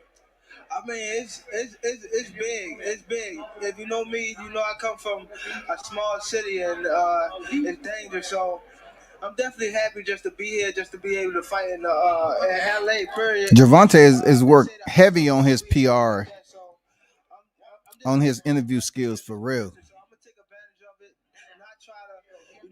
I just pay attention to stuff like that. That's all. Anything that's out my league, but be myself, be the young fighter I am, the fast, explosive, and get the job done. Could we ask you, Gervonta? We just saw the face-off. It was pretty intense. Both of you didn't want to break. You didn't want to stop looking, and then you kind of got in his way. He pushed you. What did you see when you were looking at Isaac Cruz? I mean, I feel as though the next fighter never want to look off first because they don't want to break. Like, they don't want to look soft. You know what I mean? So I felt that in him. So I know that he's not coming to lay down. He's gonna come. He's gonna put up a good fight. So that's what I'm looking for. That's what the fans want. So I'm all for it. This is one of the first fights that you're gonna have that you're looking down at your opponent. Yeah. I mean, you're looking down at your opponent, but of course he's gonna come and bring that same type of pressure. Do you think that's going to change your game up a little bit more, or is that just going to feel completely new for you to be fighting somebody a little bit shorter than you? I think this is something new to be on this stage, like fighting somebody smaller than me. I can't really say till I get in there with him and see his punching power, see his speed. I ain't gonna try to, go out there and gut him out the first round. I gotta see what he bringing to the table, and then I can match his energy. Right. My man Paul's been watching boxing for a long time. I noticed you could hoop though. You got a little hoop game. A little bit. I saw you on the All Access. You were getting fired up there. You were trying to foul. You went straight to the table. Yeah. Maybe one day we can get a one-on-one. But I did see you talking to the Duke men's basketball team. Yeah. Mike Krzyzewski, Coach K invited you. Yeah. What was that like? It was great. Able to, talk to Duke and Coach K and them. It felt great to be able to, be in that atmosphere. So I took it all in. I was appreciative of them having me, and I wish them well for their career, and they did the same to me. So it's all love. 135 is fascinating right now, as you know. We were talking earlier if this is going to be your home for the future. Obviously, tonight is 135, but recently you fought at 140. You also fought at 130. What's the best weight for you, in your opinion? I think 135. That's where a lot of monsters at. I feel as though we got a great division right now. So I think I can stay at 35 and, fight with the other guys. All right. You going to watch Devin Haney? Keep your eye maybe side. Ariel is a protagonist, dog. He is what you call, in light terms, a conversation starter. I knew he wouldn't leave this. I knew he wouldn't leave this shit without bringing up Devin Haney. He didn't really bring up who Devin Haney stepping in there with and all the other stuff, but Ariel gets away with his high-pitched falsetto questions. He gets away with antagonizing or trying to provocate a situation. Who is this? Oh shit, this Caleb Plant, y'all. Let me see what Caleb Plant has to say. I was joking earlier, Paul. They bring out the A-listers for a big fight. We just got A-listers just walking up here. This is beautiful. Caleb Plant, who just, of course, fought Canelo Alvarez. Thank you so much for the time. We really appreciate you. Caleb Plant looked like he'd been eating good. Just, in town here to see Gervonta fight and, just relaxing a little bit. Yeah, I know you are with 10 million plus, y'all.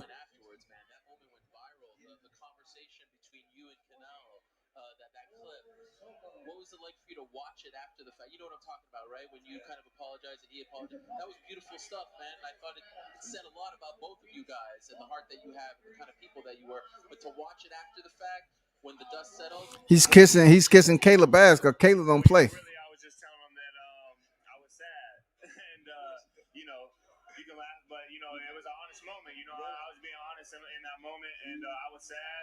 And I told him I wanted to keep fighting, and I did. You know, I put in a lot of work for that. I really wanted. I didn't show up to just get a check. I came to win, and so I was disappointed with the outcome. But I know I put up a great fight.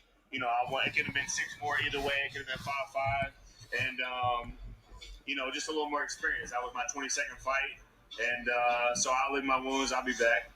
And that's a great thing about the fight game, man. And of course, we've had these type of conversations before.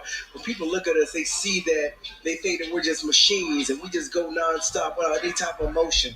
But the fact that just having a fight at that magnitude and having a great performance and finishing the way that it did, but being able to be men and to be able to have those type of conversations and to be able to show that emotion, I think that's amazing. I think that's something that we have to continue to show throughout the sport.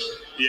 You know, I mean, some fighters just like they may try to make excuses in that moment, or you know, I don't want to do that. I don't want to be that type of person. You know, I'm disappointed with the outcome. But You just have a conversation during the fight. That's all.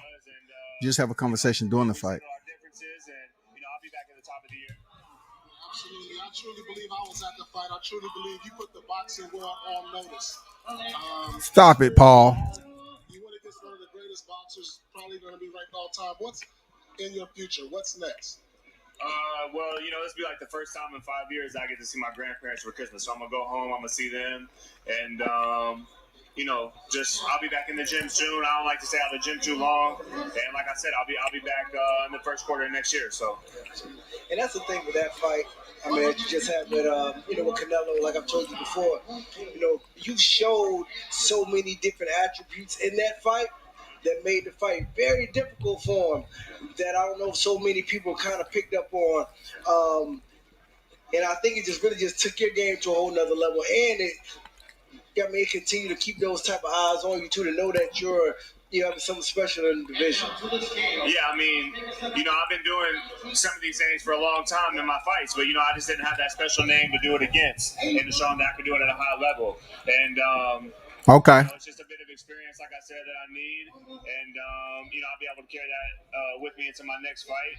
And I'll be back in the gym working, smoothing my edges, rounding everything off, and just, you know, perfecting my craft. So.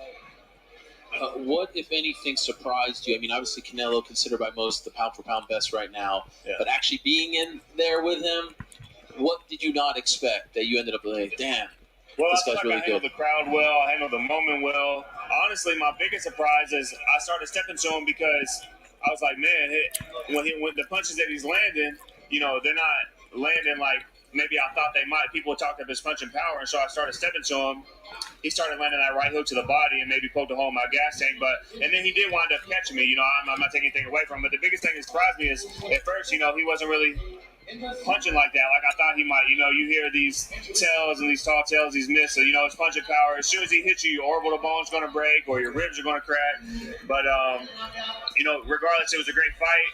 And, you know, I'm excited for what's next. Like I said, in that fight, that positioning was just so key. It doesn't matter how much, you know, Canelo tried to bring that pressure, tried to unload his punches. Just that side positioning that you gave him, it didn't, I mean, everything just kept spinning off, That's enough of that, people. Hey, it's getting close to fight night. Appreciate everybody for pulling up.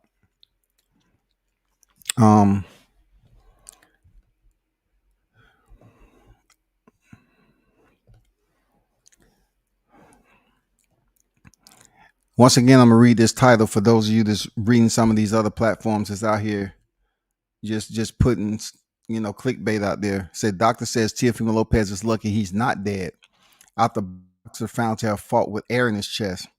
No one said who said that he almost died in the ring. Man, hey, people read what they want to read, man. But I didn't hear anybody say he almost could have died in the ring, like as a title. He almost died. Where did he almost die? What round he almost died? They say he's lucky he's not dead. But anyway, everybody gonna write their own article on it. I will check in with y'all later. It's fight night, of course. Devin Haney's on deck. And of course, the other fights is going on with Anthony Yarde. For those of you that's going to tune into that. But turn up and tune in to World Combat Sports.